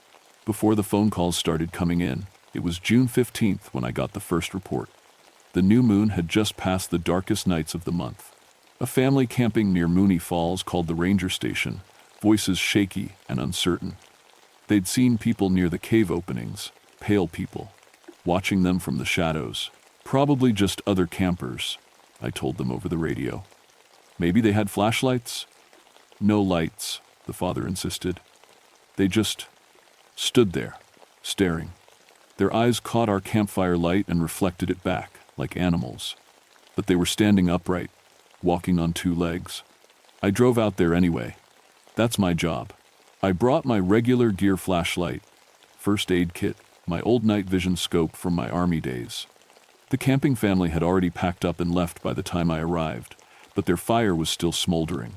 The cave entrance was about 50 yards from their campsite. Just a dark opening in the limestone cliff face, maybe 6 feet high. I'd explored it once during the day. It went back about 20 feet and then narrowed too much for a person to get through. Nothing special. But that night, standing there in the darkness, something felt wrong. The air coming from the cave was cool, like always, but it carried a sweet smell. Not unpleasant, exactly. Like minerals mixed with something floral. Underground flowers, if such things existed. And there was a faint blue glow deep inside the opening, so dim I almost thought I was imagining it. I clicked on my flashlight and approached the entrance. "Park ranger," I called out. "Anyone in there?" My voice echoed back at me, and then kept echoing. The sound bounced around in a way that made no sense for such a shallow cave. It overlapped itself, creating a weird chorus of my own voice, calling out from different directions. I stepped inside, sweeping my flashlight across the walls. The pale stone caught the light and threw it back, making everything glow. And that's when I saw them. Handprints.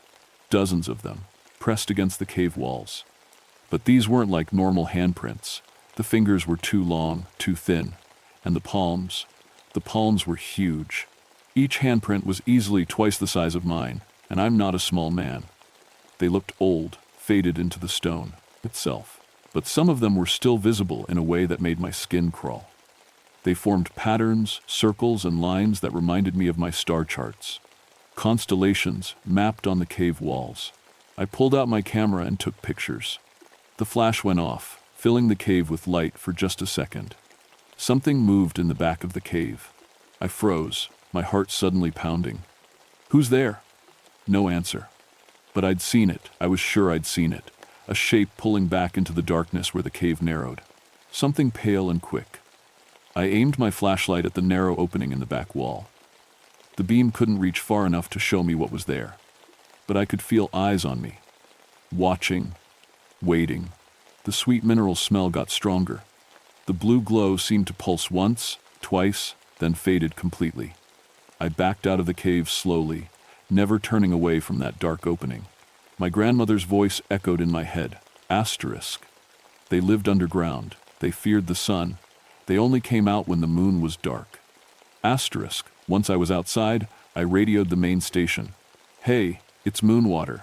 I need you to pull any reports we have about the caves near Mooney Falls. Anything unusual in the past few years. Static crackled. Then, what kind of unusual? I looked back at the cave entrance, that dark mouth and the cliff face. People? I said. Reports about people in the caves. The next morning, I drove to Cherokee to see Robert Swimmer. He's a tribal historian, teaches at the Cultural Center, and he's been my friend since we were kids. If anyone knew more about the Moon-Eyed People legends, it would be Robert. I found him in his office, surrounded by books and old photographs. He looked up when I knocked, his round face breaking into a smile. Sam!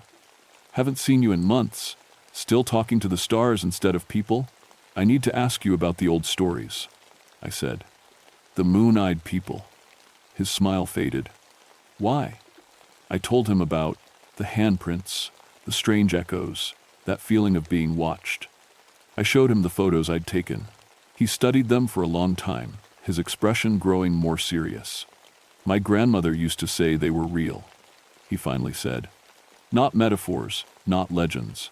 Real people who lived here before we did. The Cherokee drove them out when we came to these mountains, pushed them deeper underground. Most people think they just died out or moved away. But some of the old ones, he paused. Some of the old ones said they never left, just went deeper. Waiting. Waiting for what? For the light to leave. He handed the photos back to me. Be careful, Sam. If they're still here, they've been hiding for a very long time. They won't want to be found. I drove back to Nantahala that afternoon. On the way, I stopped at 3 other caves in the gorge area. At each one, I found the same things. Handprints on the walls, that sweet mineral smell, and a faint blue glow deep inside. But at the 3rd cave, I found something else. Footprints. They started at the cave entrance and led through the soft mud near a creek, then disappeared into the forest. But these weren't normal footprints. They glowed. Actually glowed in the dim light under the trees, leaving faint blue-green trails like some kind of phosphorescent paint. I followed them for about 100 yards. They led from one cave entrance to another, crossing the creek and winding through the thickest part of the forest. Whoever or whatever made these prints was traveling between caves, using paths that normal hikers never took. The prints were fresh, maybe only hours old. I was crouching down to examine one more closely when I heard the sound. A soft clicking noise, like stones tapping together. It came from everywhere and nowhere, echoing through the trees in that same strange way my voice had echoed in the cave. I stood up slowly, my hand moving to the radio on my belt. That's when I saw the eyes. 2 huge, round eyes, catching the afternoon sunlight filtering through the trees. They were maybe 30 feet away, partially hidden behind a thick oak tree. The eyes didn't blink. They just stared at me, unmoving, reflecting the light like a cat's eyes, but much, much larger. Hello? I called out. The eyes disappeared, just vanished, as if someone had flicked off a switch. I heard movement quick and almost silent heading deeper into the forest. I tried to follow, but the trail went cold. The phosphorescent footprints ended at a rocky outcrop, and I couldn't find any sign of where the person had gone. It was like they'd just melted into the stone. I radioed the main station again. I need to talk to whoever handles archaeological stuff. Got some cave art and artifacts that might be important. They connected me with Dr. Lisa Chen, an anthropologist from the University of North Carolina, who sometimes consulted for the Park Service. I explained what I'd found, trying to sound professional and not crazy. Pre-Cherokee artifacts? Her voice crackled with interest over the phone line. In sealed caves? I can be there tomorrow morning. Don't let anyone else into those caves until I've seen them. That night, I set up my telescope near the Mooney Falls campsite. I told myself I was just doing my job, keeping an eye on the area. But really, I wanted to see if they'd come back. The new moon period was almost over. Tomorrow night there would be a sliver of moon visible. But tonight was still completely dark. Perfect conditions for whatever those things were. I waited. Around midnight, the clicking sound started again. soft at first, then louder. They came from multiple directions, surrounding my position. The sweet mineral smell drifted through the air. I grabbed my night vision scope and scanned the tree line. There, not one but 5 of them, standing at the edge of the forest, watching me. Through the green glow of the night vision, I could see their pale skin, almost white. They were tall, maybe 6.5 feet, and thin, with long arms and legs. Their heads were larger than normal, and those enormous eyes dominated their faces. They wore simple clothes made from some kind of woven material I couldn't identify, and they just stood there, perfectly still, staring at me. One of them raised its hand, those long, thin fingers spreading wide. It wasn't threatening. It looked almost like a greeting. I lowered the night vision scope and raised my own hand slowly, mimicking the gesture. For a moment, nothing happened. Then, as one, they turned and walked back into the forest. Not running, not hiding, just leaving, as if they'd seen what they came to see. I sat there for a long time after they left, my heart racing, my hands shaking. My grandmother had been right. The moon-eyed people were real. They'd been here all along, living in the darkness beneath our feet, and now they knew I'd seen them. Dr. Chen arrived early the next morning with 2 graduate students and enough equipment to fill a small truck. She was a small woman with short black hair and sharp, intelligent eyes. The moment she saw my photos of the handprints, she went very still. "Do you know what this is?" she asked quietly. "Old? Ancient." She traced one of the handprints with her finger, careful not to touch it. "These markings, they match some petroglyphs we've found in other parts of Appalachia. We've always assumed they were made by pre-Cherokee civilizations, but we've never found anything this well preserved." She looked up at me. "And you say there are multiple cave sites?" I took her to all 4 caves I'd documented. At each one, she and her students took measurements, photographs, and samples. They found more than just handprints. There were tools carved from bone, so old they'd started to mineralize, strange pottery fragments. And in one cave, carved deep into the stone floor, a perfect map of the night sky as it would have appeared 2,000 years ago. "This changes everything," Dr. Chen said, kneeling beside the star map. "This level of astronomical knowledge, whoever made this understood celestial mechanics at a level that shouldn't have been possible for prehistoric people." "They're not prehistoric," I said. She looked at me. "What?" "They're still here. I've seen them." I expected her to laugh or tell me I was crazy. Instead, she nodded slowly. "The legends talk about a people who couldn't tolerate sunlight, photosensitivity. It's a real medical condition. People with extreme cases have to avoid all UV exposure or they'll get terrible burns and eye damage. If an entire population had that condition, they'd live underground," I finished. "Only coming out at night." "Only coming out during the darkest nights," she corrected. "Even moonlight might be too bright for severe cases."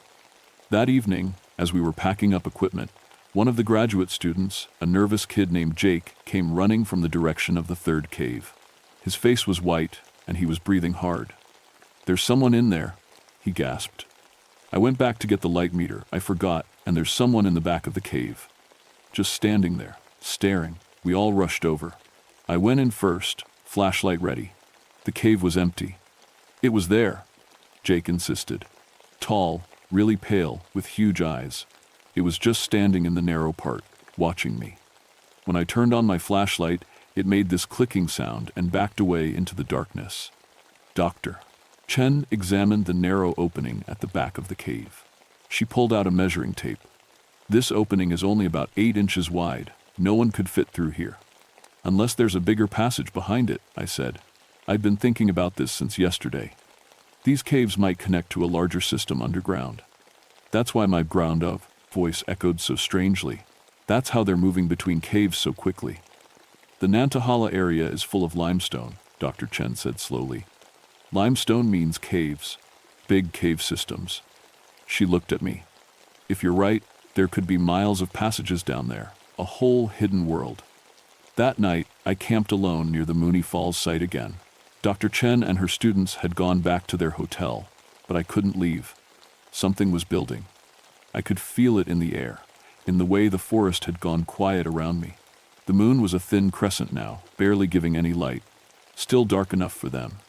They came earlier this time. I saw them at dusk, just as the last sunlight was fading from the gorge. One stood at the cave entrance, watching me set up my tent. When I looked directly at it, it didn't hide. It just stood there, those massive eyes fixed on me. I grabbed my telescope and turned it toward the cave.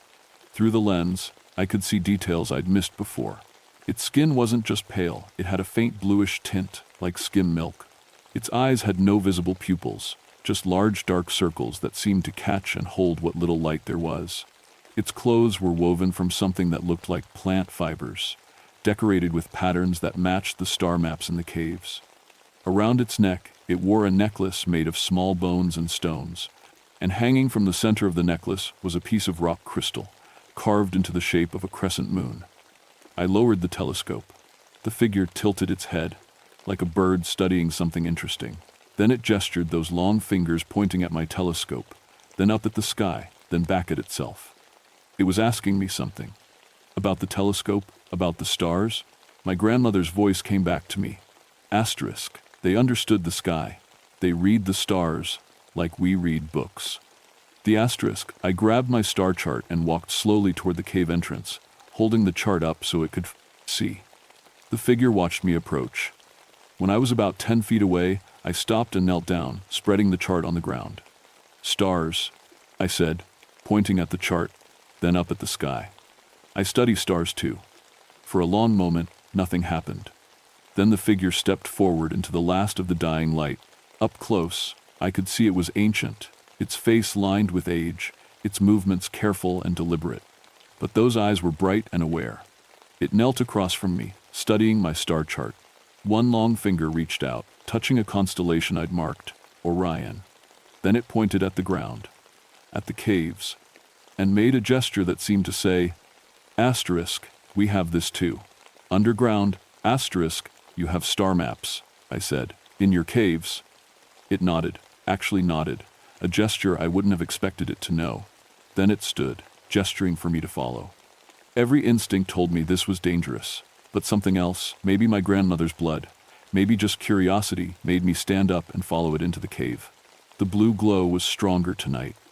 It came from patches of lichen growing on the cave walls, phosphorescent fungus that provided just enough light to see by. The figure moved confidently through the darkness, its eyes clearly designed for this environment. At the back of the cave, it stopped at the narrow opening.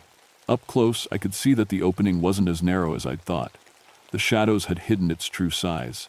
It was just wide enough for a person to squeeze through. The figure looked at me, then at the opening. An invitation. How far does it go? I asked. It held up both hands, fingers spread wide. 10. Then again. 20. Then it gestured broadly, sweeping its arms to encompass something vast. Miles. The cave system went for miles. I thought about Dr. Chen's words. Asterisk, a whole hidden world. Asterisk, I'll come back, I said. Tomorrow, I'll bring people who want to understand, who want to help. The figure tilted its head again, considering. Then it reached up and removed the crystal moon pendant from around its neck. It held it out to me. I took it carefully. The crystal was warm from its body heat, proof that whatever these beings were, they were alive, real. The figure touched its chest, then pointed at me. A connection, an understanding. Then it slipped through the narrow opening and disappeared into the darkness beyond. I barely slept that night. When Dr. Chen arrived the next morning with her team, I showed her the crystal pendant and told her everything. She held the pendant up to the light, examining it closely. This is hand-carved. Look at the detail on this moon shape, it's perfect. And this stone, she pulled out a magnifying glass. This is quartz crystal. The Cherokee used quartz in ceremonies, but they usually didn't carve it like this. This technique is older. They want to show us their home, I said, the cave system. But we need to go today. Why today? I'd been thinking about this all night. Construction. The new highway project. They're planning to blast through the ridge above these caves on Monday, 3 days from now. If these passages are as extensive as I think they are, that blasting could collapse the whole system. Dr. Chen's face went pale. We have to stop it. If there's an archaeological site of this significance, it's more than that. I looked at her. There are people living down there. They've been here for thousands of years. If we don't protect their caves, we'll be destroying the last survivors of an ancient civilization." She was quiet for a moment. "You really believe they're still living down there? Not just remnants? Artifacts? I've talked to one of them. Last night, it gave me this." I held up the pendant. "They're not gone. They're hiding." Dr. Chen made some calls. She had connections with the State Archaeological Society, the Department of Transportation, National Park Service. While she worked on stopping the construction, I prepared to go back into the caves. Robert Swimmer showed up around noon. I'd called him that morning, told him what I'd found. "I'm coming with you," he said simply. "It could be dangerous. We don't know how they'll react to more people. My grandmother told me stories about these people my whole life." He set his jaw stubbornly. "If they're real, if they're still here, I need to see them." The Cherokee drove them underground. Maybe it's time we made peace with that. We went in at dusk, when the last light was fading. Dr. Chen and her students stayed outside with all the documentation we'd gathered, ready to fight the construction project. Robert and I carried flashlights, water, and my star charts. The blue glow in the caves was brighter tonight. As we squeezed through the narrow opening at the back, I realized why there were hundreds of the phosphorescent patches lighting the way. They'd been cultivated, I realized, arranged deliberately to create a path through the darkness. The passage opened up almost immediately into a larger tunnel. The walls were smooth, carved by water over millions of years, and every surface was covered with markings. Star charts, hundreds of them, thousands of years of astronomical observations carved into the living rock. "My God," Robert breathed. "Sam, do you know what this means?" I was about to answer when I heard the clicking sounds. They came from ahead of us, deeper in the tunnel. Multiple sources, creating that strange echoing effect. "They know we're here," I said. We moved forward carefully. The tunnel branched and rebranched, creating a maze that would have been impossible to navigate without the glowing lichen showing the way. The air was cool and damp, but still carried that sweet mineral smell. After what felt like miles, but was probably only a few hundred yards, the tunnel opened into a vast chamber. I've never seen anything like it. The ceiling arched high above us, maybe 50 feet up, covered with more of the glowing fungus. It looked like the night sky, blue-green stars scattered across the darkness. And in the chamber below, a city. Not a big city. Maybe 100 small structures made from carved stone and woven materials. But it was clearly a settlement, clearly inhabited. I could see figures moving between the buildings, their pale forms glowing faintly in the blue light. "They're really here," Robert whispered. "After all this time, they're really here." The clicking sounds grew louder. Figures emerged from the structures, dozens of them. They surrounded us in a loose circle, not threatening but clearly cautious. Some carried tools that might have been weapons, sharp pieces of stone attached to wooden handles. The elderly figure from last night stepped forward. It made a gesture to the others, and they lowered their weapons. Then it approached us, moving slowly and deliberately. It pointed at the crystal pendant around my neck. I'd been wearing it since last night. Then it pointed at Robert, tilting its head in a question. "He's Cherokee," I said. "His people, our people, we share ancestors with you, from before the split." The figure studied Robert for a long moment. Then it reached out and touched his shoulder gently. Not aggressive, almost sad. Robert's voice cracked when he spoke. "I'm sorry. For what my ancestors did, for driving you down here." The figure made a soft clicking sound that might have been acknowledgement. Then it gestured broadly at the settlement, inviting us to look. We spent the next hour walking through their underground city. They showed us everything, their homes, their farming chambers where they grew those glowing mushrooms and pale root vegetables, their water collection systems that gathered seepage from the rock above. They showed us their library, a cave chamber filled with carved stone tablets covered in symbols I couldn't read but that clearly told stories. And they showed us their children, small figures with those same huge eyes, playing quietly in the blue light. There weren't many, maybe 20 kids total. A population this small couldn't sustain itself forever. The elder led us to another chamber, this one flooded with water. Recent flooding, I realized, looking at the water line on the walls. The dam construction upstream had changed the water flow, flooding parts of their home that had been dry for thousands of years. "This is why they've been coming to the surface more," I said to Robert. "Their home is being destroyed. The dam upstream, now the highway construction. We're crushing them between development projects without even knowing they're here." The elder made a series of clicking sounds, pointing at the flooded chamber, then up toward the surface, toward the construction site. "Monday," I said. "The blasting starts Monday. We have to stop it." We emerged from the caves just after midnight. Dr. Chen was waiting with news. She'd managed to get a temporary halt on the construction. The state archaeologist was coming in the morning to survey the site. "But it's only temporary," she warned. "We need to prove this is archaeologically significant, or they'll just delay it a few weeks and then blast anyway." "It's more than archaeologically significant," I said. "There are people living down there, a whole community." I spent the next 3 days documenting everything. Photos of the underground settlement, taken with just the blue glow for light flash photography, would have hurt their eyes. Samples of their tools, their woven materials, their cultivated food sources.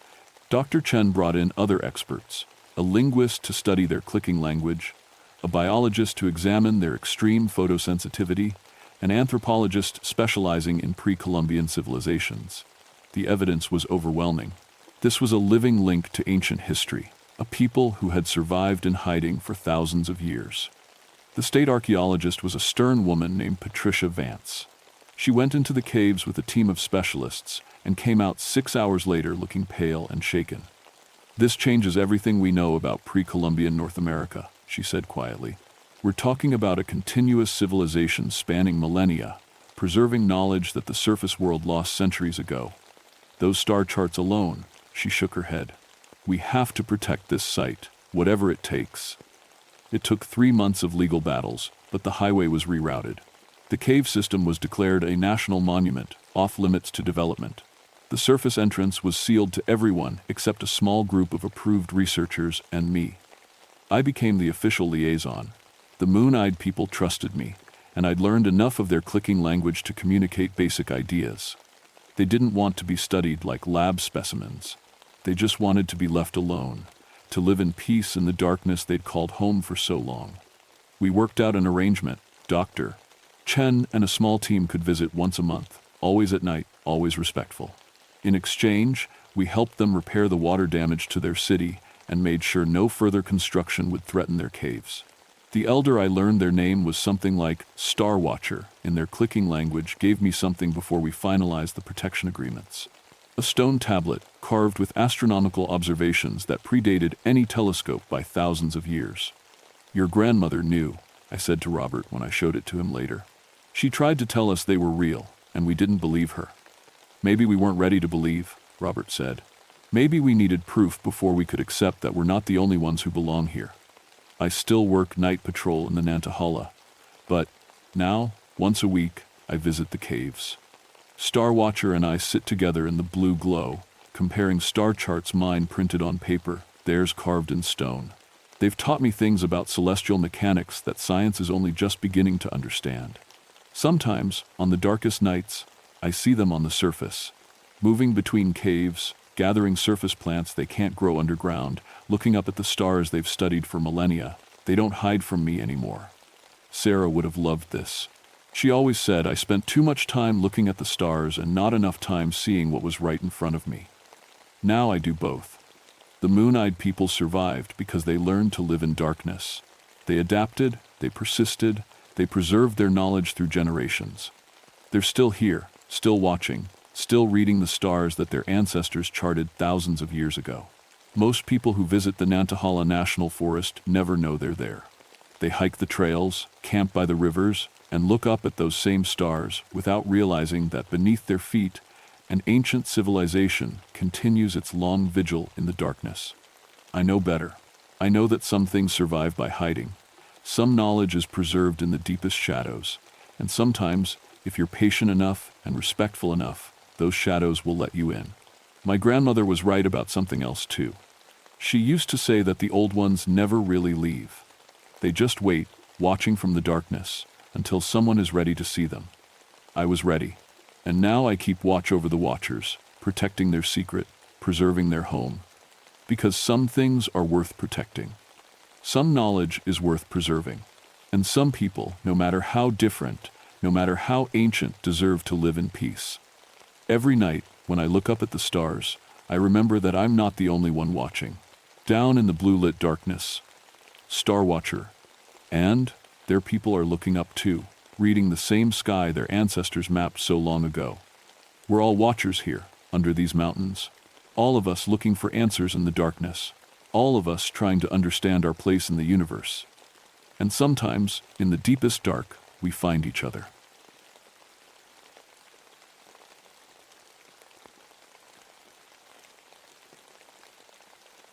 My name is Robert Darkwater, and I've been a forest ranger for 16 years. People always ask about my last name. It comes from the creek that runs through these hills, the one my great-grandfather said was cursed. I never paid much attention to old stories until what happened in the fall of 1974. I work the eastern section of Daniel Boone National Forest in Kentucky, where the mountains are honeycombed with old coal mines. Most folks don't know that beneath these pretty hiking trails lie hundreds of abandoned tunnels from the 1920s and 1940s. My job is keeping people safe from cave-ins, gas leaks, and other dangers left behind when the mining companies pulled out. My daddy died in a mine collapse in 1951 when I was just 11. Maybe that's why I take this work so seriously. I know what happens when safety gets ignored for the sake of profit. Every sealed mine entrance I check, every warning sign I post, it's for families like mine who lost someone to corporate greed. At home, my wife Sarah teaches 3rd grade, and our twin boys are juniors in high school. They think their old man spends too much time worrying about empty holes in the ground. Dad, my son Mike always says, those mines have been closed longer than we've been alive. What's the worst that could happen? I keep my methane detector, heavy-duty flashlights, and emergency breathing gear in perfect condition. The mountains around here are full of natural gas pockets and bad air that can kill you before you know you're in trouble.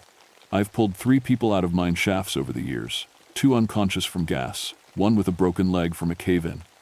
All of them were lucky. The Hellier Creek area is my biggest headache. There's a whole network of connected tunnels down there from the old Cumberland Mining Company. In 1943, an explosion killed 47 miners. The company said it was a gas leak, paid some money to the families, and sealed everything up. They never even recovered. All the bodies. I never believed in ghost stories or mine spirits. Bad air and unstable rock, DSS, that's what kills people underground. Not supernatural nonsense. When old-timers talked about the burning men they sometimes saw near the sealed entrances, I figured it was just methane hallucinations or guilt over the accident. That all changed on October 15th. 1974, when I got a call from Sheriff Thompson. "Robert, we got a strange report from some teenagers," he said. "They claim there's an orange glow coming from inside the old Cumberland mine entrance, the one that's been sealed for 30 years. I drove out there expecting to find kids with flashlights trying to scare each other. Instead, I found something I couldn't explain. The heavy steel plates that sealed the mine entrance were intact, but there was definitely light coming from behind them. A flickering orange glow like firelight. Standing there in the autumn evening, I noticed other things that bothered me. The air smelled strongly of sulfur, much more than the usual trace amounts from underground minerals. The grass and weeds around the mine entrance looked sickly, like something was poisoning them from below. And it was hot. Even though October nights in Kentucky are usually cool, the temperature near that sealed entrance felt like standing next to a furnace. My methane detector started clicking as soon as I got within 20 feet of the mine. But when I checked the readings, they didn't make sense. The device was picking up pure sulfur, something that shouldn't exist in those concentrations. I tried radioing back to headquarters, but my radio filled with static whenever I got close to the mine entrance. The interference cleared up as soon as I walked away, but returned the moment I approached the sealed opening. I spent 2 hours that night documenting everything with my camera and equipment, trying to find a logical explanation. Gas leak from a cracked seal? Underground? Electrical fire? Natural mineral deposits reflecting moonlight? None of my theories explain the handprints. They were burned into the stone around the mine entrance, human-shaped but wrong somehow. The fingers were too long, and they pointed outward like someone had been trying to claw their way out from inside. The stone around each print was blackened and cracked, as if exposed to intense heat. I took pictures and samples, filed my report, and recommended keeping the area closed to hikers. But that night, lying in bed next to Sarah, I couldn't stop thinking about those handprints. They looked fresh, like they'd been made recently, but the mine had been sealed since 1943. The next morning brought two more problems. First, Tom Brennan from the mining engineering office called to tell me that 3 more sealed mine entrances in the area were showing similar orange glows. Second, every dog in Hellier Creek was acting crazy, barking all night and refusing to walk anywhere near the old mining areas. Something was waking up down there in the dark, and I had the terrible feeling it had been waiting 31 years for someone to notice. The second day started with dead fish. Tom Brennan met me at the Cumberland mine site early that morning. He's a good man, 15 years of mining engineering experience and no patience for nonsense. But when he saw Hellier Creek running orange and counted 37 dead fish floating in a quarter-mile stretch, his face went pale. "Bob, I've seen mine drainage pollution before," he said, kneeling by the water. "This isn't it. Look at these fish. They're not poisoned. They're cooked." He was right. The fish looked like they'd been boiled alive. The creek water itself was warm to the touch, almost hot near where it flowed closest to the mine entrance. "Temperature readings?" I asked, pulling out my equipment. "Water's running at 98 degrees where it passes the mine. Air temperature spikes to 110 near the sealed entrance." Tom wiped sweat from his forehead. "Bob, it's 52 degrees everywhere else this morning." We spent the morning taking measurements and photos. The orange glow was visible even in daylight now, seeping through gaps where the steel plates met the rock. My radio still filled with static near the mine, and both our methane detectors went crazy with impossible readings. Then we heard it. At first it sounded like machinery, the distant rumble of mining equipment operating deep underground, pickaxes hitting stone, the metallic clang of ore cars on tracks, the rhythmic thump of pneumatic drills. "That's impossible," Tom whispered. "This mine's been sealed for 31 years. We looked at each other, listening to the sounds that definitely came from below our feet. Mining operations in full swing, maybe 100 feet down in tunnels that were supposed to be empty. "Could be some kind of echo," I said, but I didn't believe it. "Sound traveling from an active mine somewhere else." "Nearest working mine is 12 miles north," Tom replied. "And Bob, listen to those sounds. That's not modern equipment. That's the old stuff they used in the 40s. He was right again. I'd grown up around mining equipment because of my father. The sounds coming from below were from manual drilling and hand tools, not the mechanized systems they use now. The sounds continued for 20 minutes, then stopped abruptly. In the silence that followed, we heard something else. Voices. Faint and distant, but definitely human voices, calling to each other underground. "Help me," one voice seemed to say. "Can't breathe," said another. "So hot, burning." Tom grabbed my arm. "Those voices, Bob, they're coming from the sealed tunnels." That's when my equipment started malfunctioning in earnest. My flashlight flickered and died despite fresh batteries. Tom's electronic thermometer showed readings jumping from 70 degrees to 150 and back again. Both our watches stopped at exactly 11:43 a.m. The voices underground grew louder and more desperate. We could make out maybe 6 or 7 different men calling for help, pleading for air, screaming about the heat. But the voices had a strange quality, like they were echoing through water or coming from very far away. "We need to get help," Tom said. "Call the fire department, the mining rescue team." I tried my radio again, but it was useless near the mine entrance. We had to walk 50 yards away before I could raise headquarters. "This is Ranger Darkwater, requesting immediate assistance at the Cumberland mine site. We have possible trapped miners." "Negative, Robert," came the response. "Cumberland mine has been sealed and abandoned since 1943. No current mining operations in that area." "I understand that, but we're hearing voices from inside the sealed mine, men calling for help." A pause. "Are you certain, Robert?" "Affirmative. Request mining rescue team and emergency services." When we returned to the mine entrance to wait for help, the voices had stopped.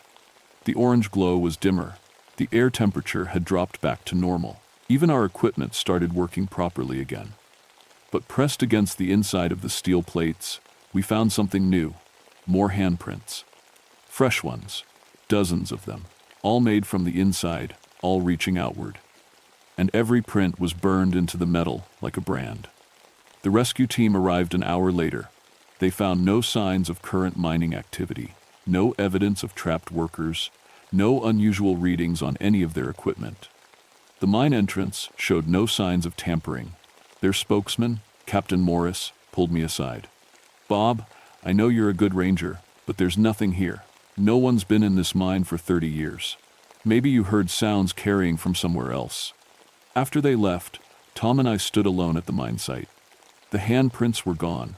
The steel plates showed no signs of burning. Even the orange glow had faded to barely visible. "They think we're crazy," Tom said. "Maybe we are," I replied.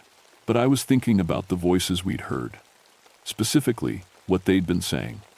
Not just calls for help, but something else.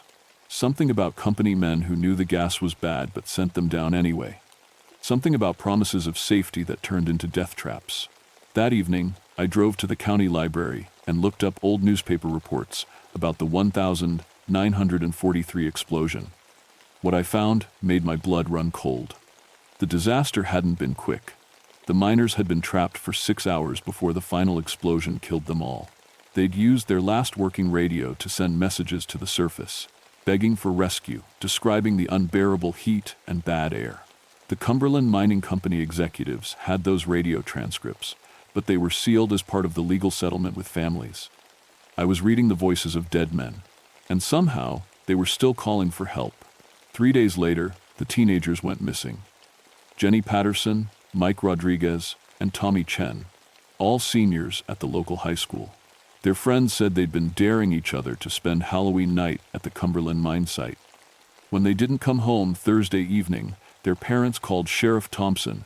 By Friday morning, we had search teams combing the forest. The kids' car was found parked at the old mining road, but there was no sign of them anywhere above ground. "Bob," Sheriff Thompson said, "you know these old mines better than anyone. Could they have gotten inside somehow?" I checked every sealed entrance in a 2-mile radius. All the steel plates were intact and properly locked. But at the Cumberland site, I found something that made my stomach drop. Boot prints. 3 sets, leading right up to the sealed mine entrance. The prints stopped at the steel plates, but somehow continued on the other side. "That's impossible," Tom said when I called him out to look. "There's no way through those plates." But the evidence was right there in the mud and leaves. 3 teenagers had somehow walked through solid steel barriers and into a mine that had been sealed for 31 years. The orange glow was back, brighter than ever. Even in daylight, you could see it clearly through the gaps in the steel plates. The air temperature around the mine entrance was so hot that standing near it was like opening an oven door. My equipment went haywire immediately. Radio static, dead batteries, impossible readings. But this time, I could hear voices again. Not the desperate calls of the trapped miners from 1943, but younger voices. "Teenagers, help us." Jenny's voice echoed from deep underground. "We can't find the way out. It's so hot down here." That was Mike Rodriguez. "Something's burning. The burning men are coming." Tommy Chen, screaming in terror. Sheriff Thompson heard them too. "Jesus Christ, Bob, how did they get down there?" We organized an immediate rescue operation. The fire department brought cutting torches to open the sealed entrance. It took 2 hours to cut through the steel plates, and the whole time we could hear the kids calling for help from somewhere deep in the mine. But when we finally broke through the seal, the mine entrance was completely blocked by a cave-in. Tons of rock and timber filled the tunnel from floor to ceiling, just 15 feet from the entrance. No one could have gotten past that collapse, not in 31 years. "This doesn't make sense," Captain Morris said, shining his light into the blocked tunnel. "The voices were coming from inside, but there's no way anyone could be in there." We called in mining engineers with ground-penetrating radar. They confirmed that the cave-in was complete and had been there for decades. Beyond the collapse, the radar showed. The tunnel system was intact but inaccessible. Yet we could still hear the teenagers calling for help. That's when I remembered what my grandfather used to say about Hellier Creek. He claimed the water was cursed because it flowed through the old Indian burial grounds before the miners ever came. He said some places in the earth held on to pain and suffering, especially when people died unfairly. Tom, I said that evening as we stood guard at the mine site, what if the explosion in 1943 wasn't just an accident? He looked at me like I was losing my mind. What do you mean? I've been reading the old reports. Cumberland Mining Company received 3 different warnings about dangerous gas levels in that tunnel system. They sent the miners down anyway because they were behind on their coal quotas. So 47 men died because the company chose profit over safety. They knew it was dangerous and sent them down anyway. Tom was quiet for a long moment. You're talking about murder, Bob. I'm talking about something worse than murder. I'm talking about betrayal. Those miners trusted the company to keep them safe. As if responding to our conversation, the orange glow suddenly flared brighter. The temperature around the mine entrance spiked so high that we had to step back, and from deep underground came a sound that made both of us freeze with terror. Laughter. Cruel, echoing laughter that definitely wasn't human. Then the teenagers' voices again, but different now. Desperate beyond anything I'd ever heard. It's inside us, Jenny screamed. The fire is inside us. I can't stop burning. Mike's voice filled with agony. Please, somebody help us before we become like them. Tommy sobbing. The voices faded, but the laughter continued. Deep, rumbling laughter that seemed to come from the earth itself. Bob, Tom whispered. What the hell is down there? I was starting to understand, and the truth was worse than any ghost story. This wasn't just a haunting. This was something that fed on betrayal and suffering, something that had been growing stronger for 31 years on the pain of men who died because their bosses didn't care about their lives. And now it had 3 more victims. But there was something else bothering me. The timing. The Cumberland explosion happened in October 1943. It was now October 1974, exactly 31 years later. Tom, we need to research local folklore. See if there's any significance to 31-year cycles. What we found at the library that night chilled us to the bone. According to local Cherokee legends, certain evil spirits could only manifest fully every 31 years. The time it took for the earth to forget the pain of violent death and allow the spirits to walk freely. The coal seam devil, they called it, a creature that fed on the suffering of miners and grew stronger on their dying breath. Every 31 years, it could reach beyond the underground tunnels and claim new victims. 1,943. 47 miners died. 1,974. 3 teenagers taken. 1,905. According to old newspaper archives, 17 miners disappeared from a mine that later became part of the Cumberland system. The pattern went back over a century. Every 31 years, the coal seam devil fed. And now it was strong enough to start taking victims before its feeding time was over. As we drove back to the mine site, we could see the orange glow from 2 miles away. It lit up the entire hillside like a bonfire. When we got close enough, we realized why. The steel plates we'd cut through that morning had somehow been repaired and sealed again. But now the metal was glowing red hot, and burned into the surface were dozens of handprints, some large, some small, some human-sized, and some much bigger. And pressed against the inside of the glowing metal, we could see shapes moving, human figures walking back and forth behind the steel, their outlines visible like shadows on a lit curtain.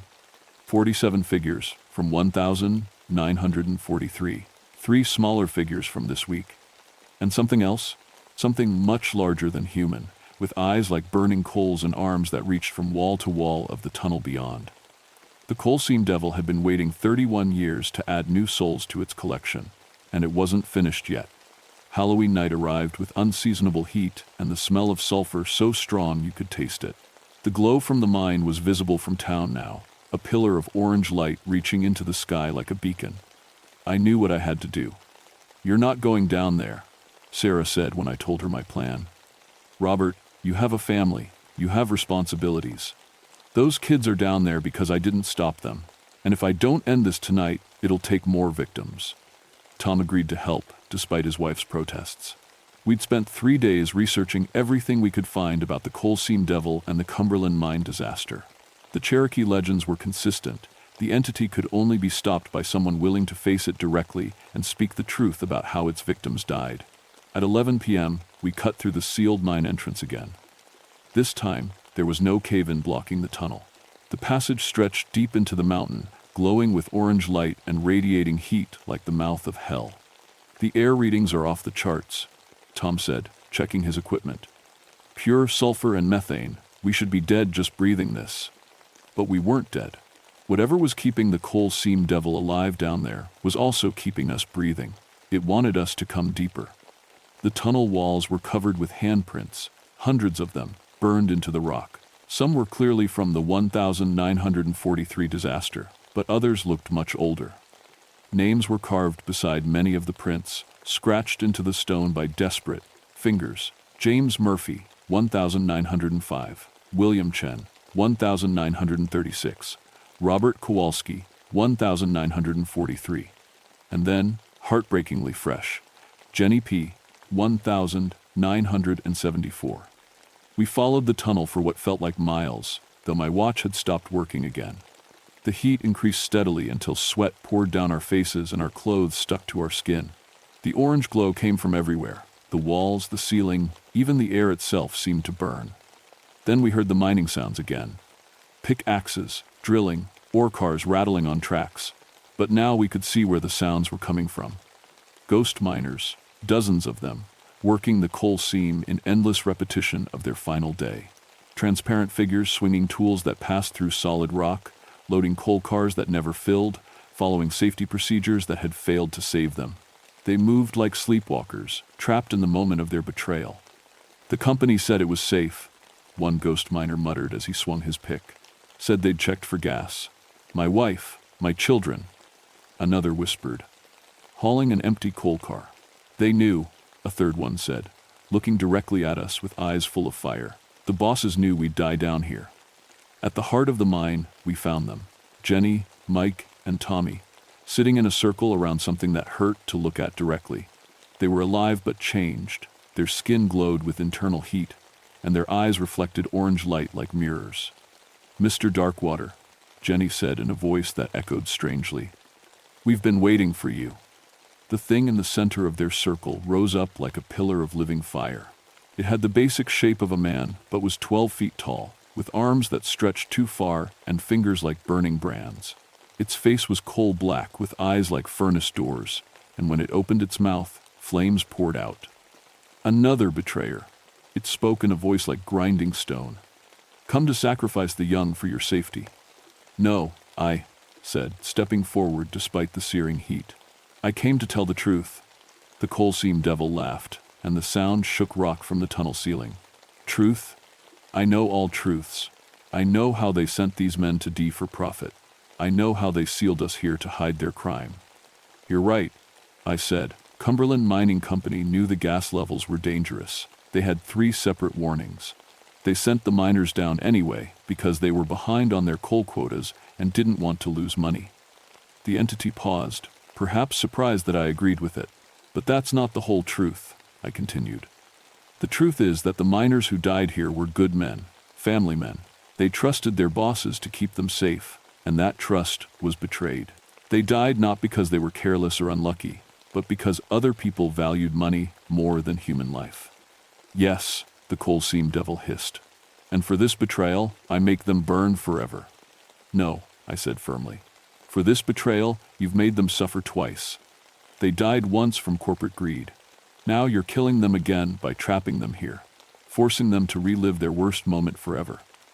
I looked at the ghost miners around us, still going through the motions of their final shift. "James Murphy, you died in 1905 when the mine owner ignored warnings about unstable support beams. William Chen, you died in 1936 when your foreman sent you into a tunnel he knew was filling with gas. Robert Kowalski, you died with 46 other men in 1943 when Cumberland Mining Company chose profit over safety." As I spoke their names, the ghost miners stopped their endless work and looked at me. "You all deserve justice," I continued. "You deserve to have your stories told, your deaths remembered, your families honored. But you don't deserve to burn for eternity because of what other people did to you." The coal seam devil roared in fury. "They are mine, their suffering feeds. Me. Their suffering feeds you because you've convinced them they deserve it. But they don't. The men who sent them to die, those are the ones who should suffer. I pulled out a folder I'd brought from the county records office. I've documented everything. The warnings Cumberland Mining ignored, the safety violations they covered up, the families they cheated out of compensation. The truth is going public. The men responsible will finally be held accountable. You lie. I'm a forest ranger, I said. My job is protecting people from the dangers left behind by mining companies. If I don't tell this story, more people will die in unsafe mines. More families will lose fathers and sons to corporate greed. For the first time, the coal seam devil seemed uncertain. What of the young ones? It asked, gesturing to Jenny, Mike, and Tommy. They made a mistake. They're guilty of being teenagers, not of murder. Let them go. And I promise you that the real criminals, the men who sent 47 miners to their deaths, will face justice. The coal seam devil stared at me with furnace eyes. Around us, the ghost miners had stopped working entirely and were watching our confrontation. If I release them, the entity said slowly, I lose the power to take revenge. No, I said, you lose the power to hurt innocent people. But the truth I'm going to tell will be a different kind of revenge. The kind that actually matters. The coal seam devil considered this. Then, slowly, it began to shrink. The flames around its body dimmed, and for the first time, I could see the human faces within the fire. It's gone. All the miners who had died, trapped in its burning form. Very well. It said in a voice now more human than demonic. But know this, Ranger, every miner who dies from corporate greed feeds my kind. Until all such deaths end, we will exist. The entity reached out with one burning hand and touched each of the teenagers. The orange glow faded from their skin, and they collapsed unconscious but breathing. Then, one by one, the ghost miners began to fade. But before they disappeared entirely, each one nodded to me, gesture of thanks that their deaths would finally be remembered and their stories told. The coal seam devil was the last to go. As it faded, it spoke one final time. Remember us, Ranger. Remember what happens when profit matters more than people. And then we were alone in a dark, cool tunnel with 3 unconscious teenagers and the weight of a promise I had to keep. The teenagers recovered fully, though they never spoke publicly about what happened in the mine. Jenny Patterson became a labor rights lawyer. Mike Rodriguez started a mine safety equipment company.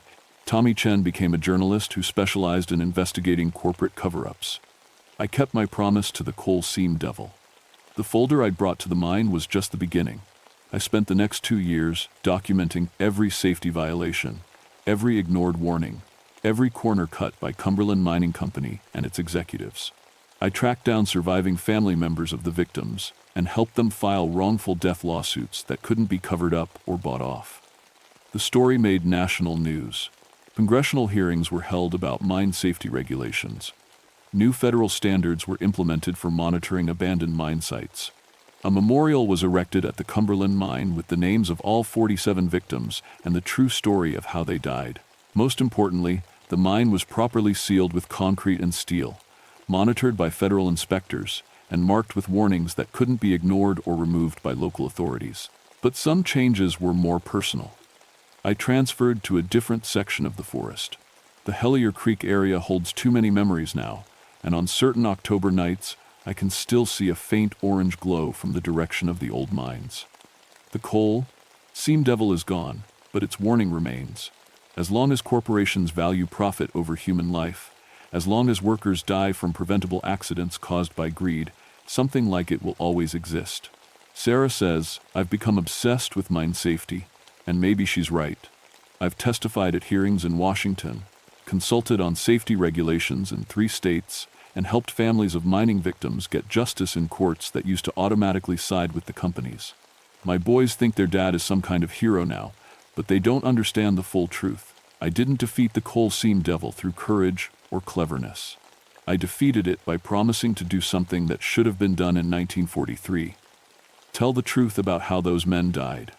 Every year on Halloween night, I drive past the sealed Cumberland mine. There's no glow anymore, no supernatural heat, no voices calling for help. Just a quiet memorial stone and a carefully monitored site that will never again be a danger to hikers or curious teenagers. But I know the coal seam devil wasn't unique. Across the country, there are other places where workers died unnecessarily, where corporate profits mattered more than human lives, where the truth was buried along with the victims.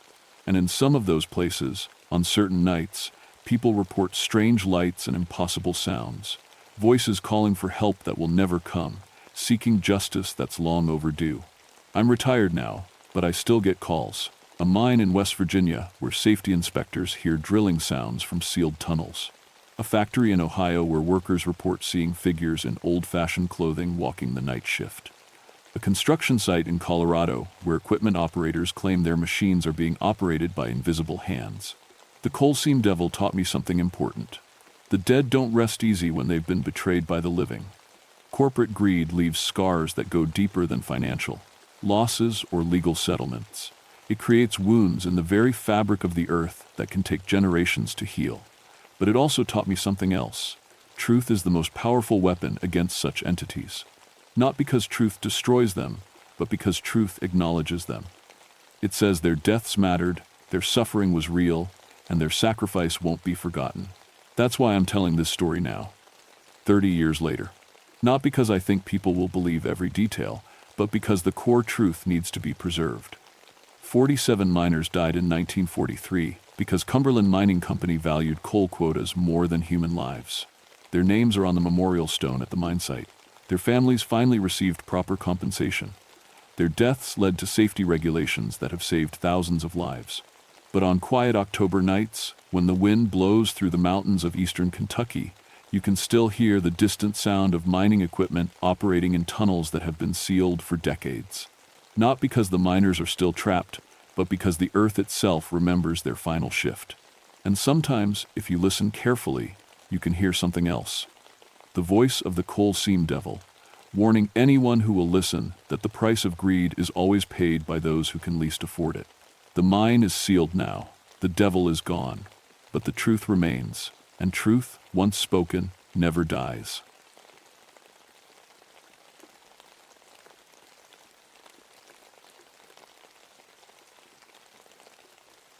My name is William Thornfield, and I've been a forest ranger for 10 years now. I know these West Virginia mountains like the back of my hand, or at least I thought I did until the spring of 1957, when everything I believed about the world got turned upside down. I work alone most of the time, which suits me just fine.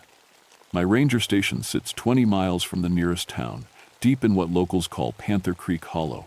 It's beautiful country, thick forests, clear streams, and wildlife that most folks never get to see. I came here from Ohio after college, thinking I knew everything about plants and animals. The mountain people seemed backward to me then, with their talk of witches and spirits in the woods. I figured it was just old superstitions mixed with some knowledge about herbs. Boy, was I wrong. It started with a phone call on a cold morning in March. The voice on the other end belonged to Jeremiah Crawford, a farmer who lived about 5 miles down the mountain. "Ranger Thornfield, you need to come see this. Something's wrong with my cattle." "What kind of wrong, Mr. Crawford?" There was a long pause. "My cow just birthed a calf with 6 legs, and yesterday my neighbor's mare had a foal with 3 eyes." I almost hung up, thinking it was some kind of joke. But Jeremiah Crawford wasn't the joking type. He was a serious man who'd been farming these hills his whole life. "I'll be right there," I told him. The drive to Crawford's farm took me through the heart of Panther Creek Hollow. Something felt different that morning, though I couldn't put my finger on what. The air was too quiet, no bird songs, no squirrel chatter, nothing. Even my truck's engine seemed muffled, like the forest was swallowing the sound. When I got to Crawford's place, I saw he wasn't lying. The calf was alive but wrong in every way. 6 legs, yes, but they were arranged in a pattern that almost looked purposeful. Like someone had planned it that way. The 3-eyed foal at the neighbor's farm was the same. The extra eye wasn't just a random mistake of nature. It sat right in the center of the forehead, perfectly formed and staring. "Started about a week ago," Crawford said, wrapping his arms around himself despite his thick coat. "First, it was just my animals acting strange. Wouldn't go near the upper pasture. Then this started happening." "Any idea what might be causing it?" I asked, though I was already running through possibilities in my head. Chemical contamination, maybe. Some kind of radiation. There had to be a scientific explanation. Old Ezra thinks he knows, Crawford said quietly. Ezra Mullins was probably the oldest person in the hollow, maybe 80 years old. Most folks went to him when they had problems the doctor couldn't fix. He knew more about plants and herbs than anyone, and he'd lived here his entire life. What does Ezra say? Crawford looked around like he was worried someone might be listening. Says the witch is stirring again. I tried not to roll my eyes. Mr. Crawford, I'm sure there's a reasonable explanation for this. Maybe something in the water, or you talked to Ezra. He interrupted. Then tell me about your reasonable explanations. That afternoon, I drove to Ezra's cabin. He lived even deeper in the woods than I did, in a place that felt like it belonged to another century. The old man was sitting on his porch when I arrived, almost like he'd been waiting for me. You're here about the animals, he said before I could speak. Yes, sir. I was hoping you might have some ideas about what's causing the birth defects. Ezra studied me with sharp gray eyes. You don't believe in the old stories, do you, Ranger? I believe in science, Mr. Mullins, and science says there has to be a reason for what's happening. He nodded slowly. Walk with me. We headed into the forest, following a path I'd never noticed before. Ezra moved, surprisingly well for his age, stepping over roots and rocks without even looking down. As we walked, he told me about the hollow's history. Back in the 1600s and 1700s, this place was different, he said. When they started burning witches back east, a lot of folks fled here. Healers mostly, women who knew about herbs and could help with births and sickness. They just wanted to be left alone. And were they? For a while, but fear travels fast, even into these mountains. Eventually, the witch hunters came here too. We stopped in a clearing I'd never seen before, though I thought I knew every inch of these woods. In the center stood the foundation of an old cabin, just stone outlines now, covered with moss and vines. This is where she lived, Ezra said. Martha Blackthorne, best healer these mountains ever saw. Could make the crops grow better, help animals birth healthy young ones, cure sickness that would kill other folks. I knelt down and looked at the foundation. Around it, herbs were growing in perfect circles, patterns too precise to be natural. Some of the plants I recognized, but others were completely unknown to me. They shouldn't have been growing at all in this cold weather. What happened to her? They came for her in 1698, burned her cabin with her inside it. But before she died, she swore she'd protect this place forever. Keep the old knowledge alive. I stood up, brushing dirt off my knees. And you think she's causing the birth defects? Ezra shook his head. Not causing them. Trying to prevent something worse. That's when I heard it, a sound like wind chimes, but there was no wind. The herb circles around the cabin foundation began to glow softly in the fading daylight, though I told myself it had to be some kind of reflection. She's here, Ezra whispered, and for just a moment, I saw her. A woman in a long dress, kneeling among the herbs. When she looked up at me, her eyes were full of sadness and warning. Then she was gone, like she'd never been there at all. My camera hung around my neck, but when I tried to take pictures, every single shot came out blank. My radio crackled with static that almost sounded like voices speaking in a language I'd never heard. Standing there in that clearing, with the impossible herbs glowing around an ancient foundation, I felt something I'd never experienced before. The certainty that everything I thought I knew about the world was wrong. The witch was real, and she was trying to tell me something. I didn't sleep much that night. Every time I closed my eyes, I saw that woman's face among the herbs. When morning came, I decided to approach this like any other investigation. I'd document everything, take samples, and find a rational explanation. But the hollow had other plans. When I got back to the cabin foundation, the herb circles had changed. They were bigger now, more complex, and new plants had appeared overnight, plants that had no business growing in West Virginia soil. Some had leaves shaped like nothing I'd ever seen in any botanical guide. I collected samples and tried to radio back to headquarters, but all I got was static. The same voices Ezra and I had heard the day before, speaking that unknown language, but this time I could almost understand a few words. They sounded like warnings. My truck wouldn't start. The engine turned over fine, but it wouldn't catch, like something was preventing me from leaving. I ended up walking the 5 miles to Crawford's farm, and found him standing in his yard with a rifle in his hands. "Thank God you're here," he said. "It's getting worse." 3 more calves had been born in the night. But these weren't just deformed, they were changed in ways that seemed impossible. One had thick gray skin that looked almost like armor. Another had eyes that reflected light like a cat's, even in daylight. The third had extra organs visible through translucent skin on its sides. "They're healthy, though," Crawford said, and his voice was full of confusion. "Stronger than normal calves, and they don't seem to be in any pain." That's when it hit me. The birth defects weren't random, they were adaptations. Like something was preparing these animals for what? I spent the morning examining the animals and taking notes. The changes were too purposeful to be accidents of nature. Someone or something was modifying these creatures deliberately. But why? Around noon, Mrs. Patterson from the next farm over came running to Crawford's place. She was crying and could barely get the words out. "It's my daughter," she gasped.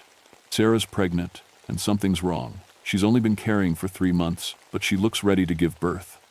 And the baby's moving wrong inside her." We drove to the Patterson farm as fast as Crawford's old truck would carry us. Sarah Patterson was 19 years old and had gotten married just 6 months ago. She was sitting on her front porch, her belly swollen far beyond what it should have been for 3 months. But that wasn't the strangest part. Her skin was glowing, faintly like moonlight on water, but definitely glowing, and when the baby moved, you could see its outline clearly through her skin, too clearly. The shape wasn't quite right either. The proportions were off, like something was growing extra limbs or organs. "It doesn't hurt," Sarah said when she saw me staring. "That's the weird part. I feel stronger than I've ever felt in my life. But I'm scared. This isn't natural." I knelt down next to her and listened to her belly with my ear. 2 heartbeats, which was normal. But there was something else, a humming sound, almost like electricity. "When did this start?" 3 days ago, right after I walked through the hollow picking wildflowers. I found the most beautiful clearing with herbs growing in perfect circles. When I touched one of the picking plants, I felt different. My blood went cold. She'd been to Martha Blackthorn's cabin. That evening, I met Ezra back at the foundation.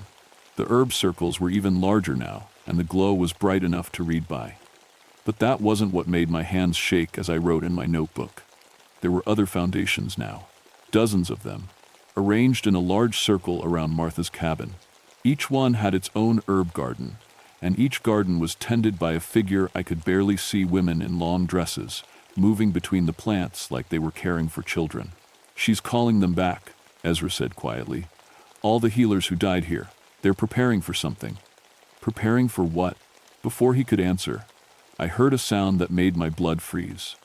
Trucks, military trucks, from the sound of the engines. And they were heading toward the hollow.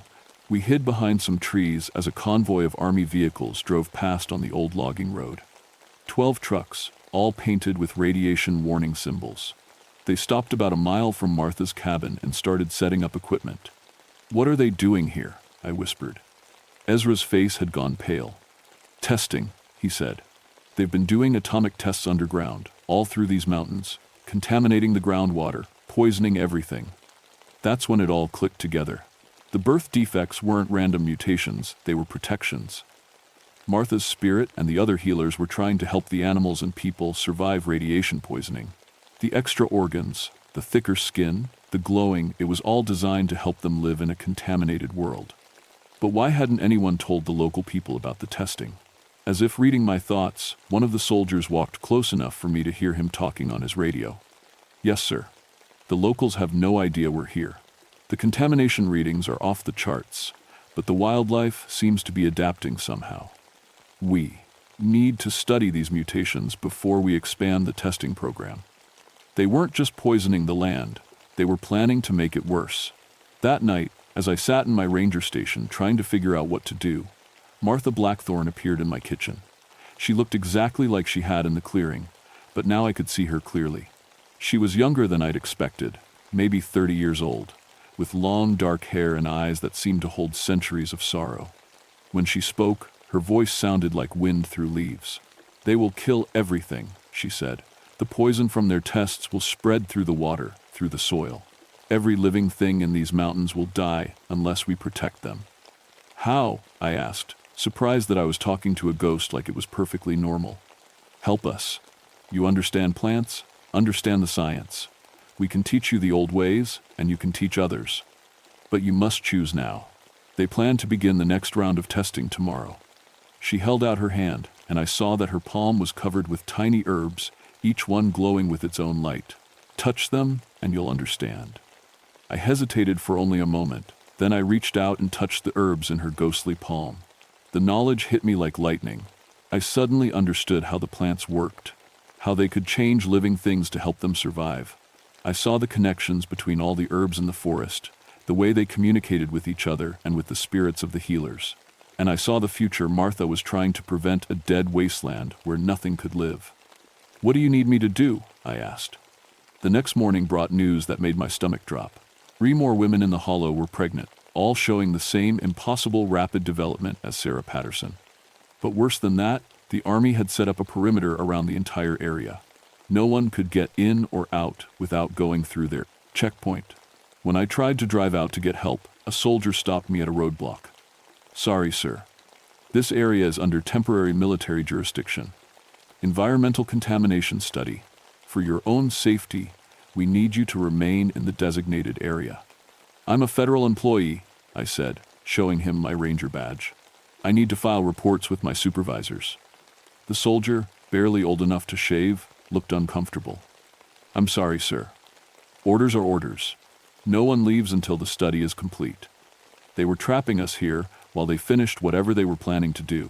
I drove back through the hollow, stopping at every farm to check on the animals and the pregnant women. The changes were accelerating. The cattle now had thick, radiation-resistant hides. The horses had developed extra organs that seemed designed to filter toxins from their blood, and the women were glowing brighter, their unborn children moving with an intelligence that seemed almost supernatural. But it was when I got to the old cabin foundation that I realized how serious things had become. The circle of ghost healers had grown to include dozens of women, all working frantically among herbs that now covered nearly an acre. But they weren't alone anymore. The army had discovered the site and set up monitoring equipment all around it. I watched from the tree line as soldiers took readings and collected samples. Their Geiger counters were clicking so fast they sounded like machine guns. One of the officers was talking excitedly into his radio.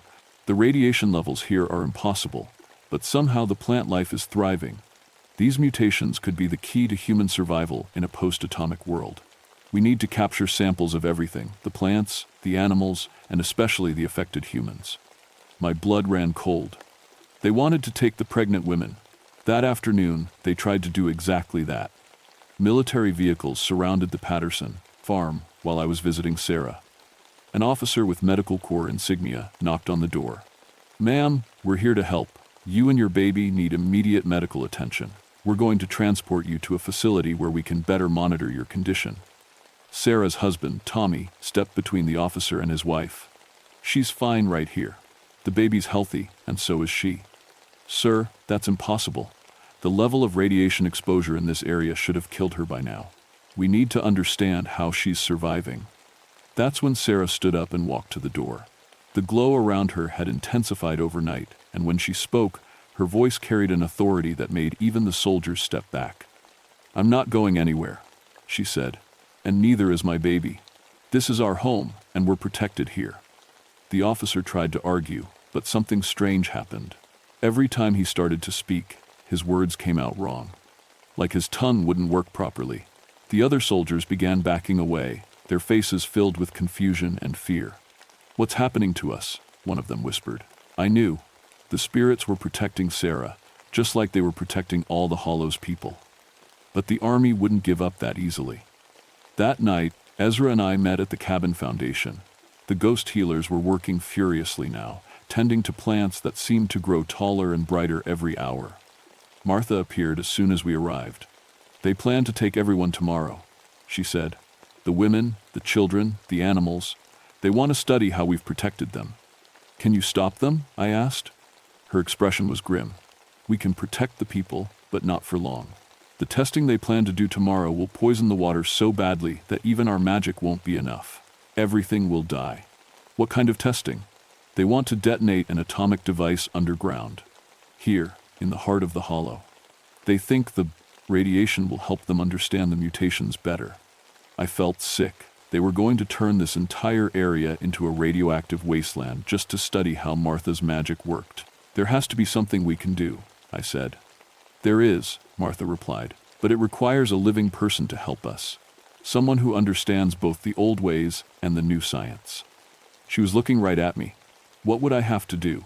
Tomorrow, when they try to detonate their device, you'll need to be at the blast site. We can channel our power through you, use your knowledge of their science to turn their own weapon against them. But the radiation exposure, even with our protection, it will change you forever. I thought about Sarah Patterson and her glowing skin, about the children being born with impossible adaptations, about the army officers who wanted to study them like laboratory animals. Will it save everyone? The people? Yes. The animals? Yes. The land itself? Maybe. But you'll never be the same. I looked around at the dozens of ghost women tending their impossible gardens, working desperately to save a world they no longer belonged to. They'd been burned alive for trying to protect people. The least I could do was risk the same thing. Tell me what I need to do. The army moved at dawn. I watched from my ranger station as trucks surrounded every farm in the hollow. Soldiers in radiation suits were going door to door, forcing families out of their homes at gunpoint. The pregnant women were loaded into special medical transports, while their husbands and children were herded into regular trucks. I could hear Sarah Patterson screaming as they carried her away from her home. The glow around her was so bright now that it hurt to look at directly, but that just made the soldiers more excited. They thought they'd found the key to surviving atomic war. The blast site was set up right at Martha's cabin foundation. They'd brought in a device that looked like a small missile, rigged to detonate underground. The officer in charge, a colonel with cold blue eyes, was explaining the test to his subordinates. The device will create a controlled atomic explosion 50 feet below the surface. The radiation should interact with whatever's causing these mutations. We'll finally understand how living tissue can adapt to extreme radioactive exposure. What they didn't understand was that they were about to blow up the spiritual heart of the hollow, the place where Martha and all the other healers had focused their power for centuries. I had to get down there before they set off the bomb. I waited until most of the soldiers were busy loading the captured families into trucks. Then I slipped out of my station and made my way through the forest toward the blast site. But I wasn't alone. As I walked, I could see the ghost healers walking with me, dozens of women in long dresses, their forms becoming more solid with each step. By the time I reached the edge of the clearing, they were as real as I was. Martha appeared beside me, no longer translucent but solid and determined. "Are you ready?" I nodded, though I was terrified. The herbs Martha had given me the night before were in my pocket, already warm against my skin. When the bomb went off, they would channel the healer's power through me, turning the atomic energy into something that could protect rather than destroy. But first, I had to get close to the device. I walked into the clearing like I belonged there, trying to look official. The soldiers barely glanced at me, just another government employee checking on the test. The colonel was standing near the detonation device, counting down on his watch. T-5 minutes, he called out. I knelt down next to the bomb, pretending to check some readings. The herbs in my pocket were getting hotter, and I could feel power building around me like the air before a thunderstorm. The ghost healers formed a circle around the entire clearing, their hands raised and their voices joining in a chant that sounded like wind through leaves. T-2 minutes. The soldiers started backing away from the blast site. Soon, I would be alone with the bomb and the spirits of dead women who'd been murdered for trying to protect people. T-1 minute. I pulled the herbs from my pocket. They were glowing now, so bright that I had to squint to look at them. The power flowing through them felt like lightning made of starlight. T-30 seconds. Martha knelt beside me, her hand on my shoulder. "Remember," she whispered, "we're not trying to stop the explosion. We're trying to change what it does." T-10 seconds. I pressed the herbs against the side of the atomic device. They immediately burned into the metal, sinking into the bomb like water into soil. 5, 4, 3, 2, 1. The world exploded in light. But it wasn't the harsh, deadly light of atomic fire. It was the soft, green glow of growing things. The explosion that should have poisoned the hollow for generations instead sent waves of healing energy through the ground, the water, the air itself. I felt the radiation hit me like a physical blow, but instead of burning, it transformed. The herbs Martha had given me channeled the atomic energy into something else entirely, a force that could heal instead of destroy, protect instead of contaminate. Around me, the ghost healers were glowing with the same green light, their forms becoming more solid as the transformed radiation fed their spirits. The bomb's crater filled with water so pure it looked like liquid crystal. And from that water, new herbs began to grow, plants that could clean radiation from soil, purify poisoned water, and heal the damage that atomic testing had done to the land. When the light faded, I was still alive. But I was changed.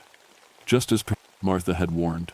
My skin had the same soft glow as Sarah Patterson's, and I could feel new knowledge flowing through my mind, understanding of how plants and animals and people could work together to heal a wounded world.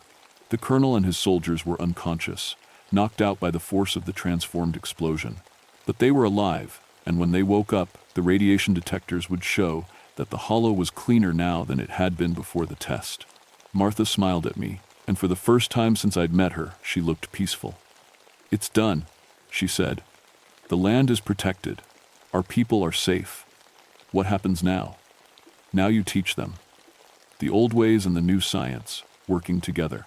You help them understand that healing and protecting are more powerful than any weapon." The ghost healers were fading now, their work finally complete. But before Martha disappeared, she handed me a seed that glowed with green fire. "Plant this," she said, "and remember us."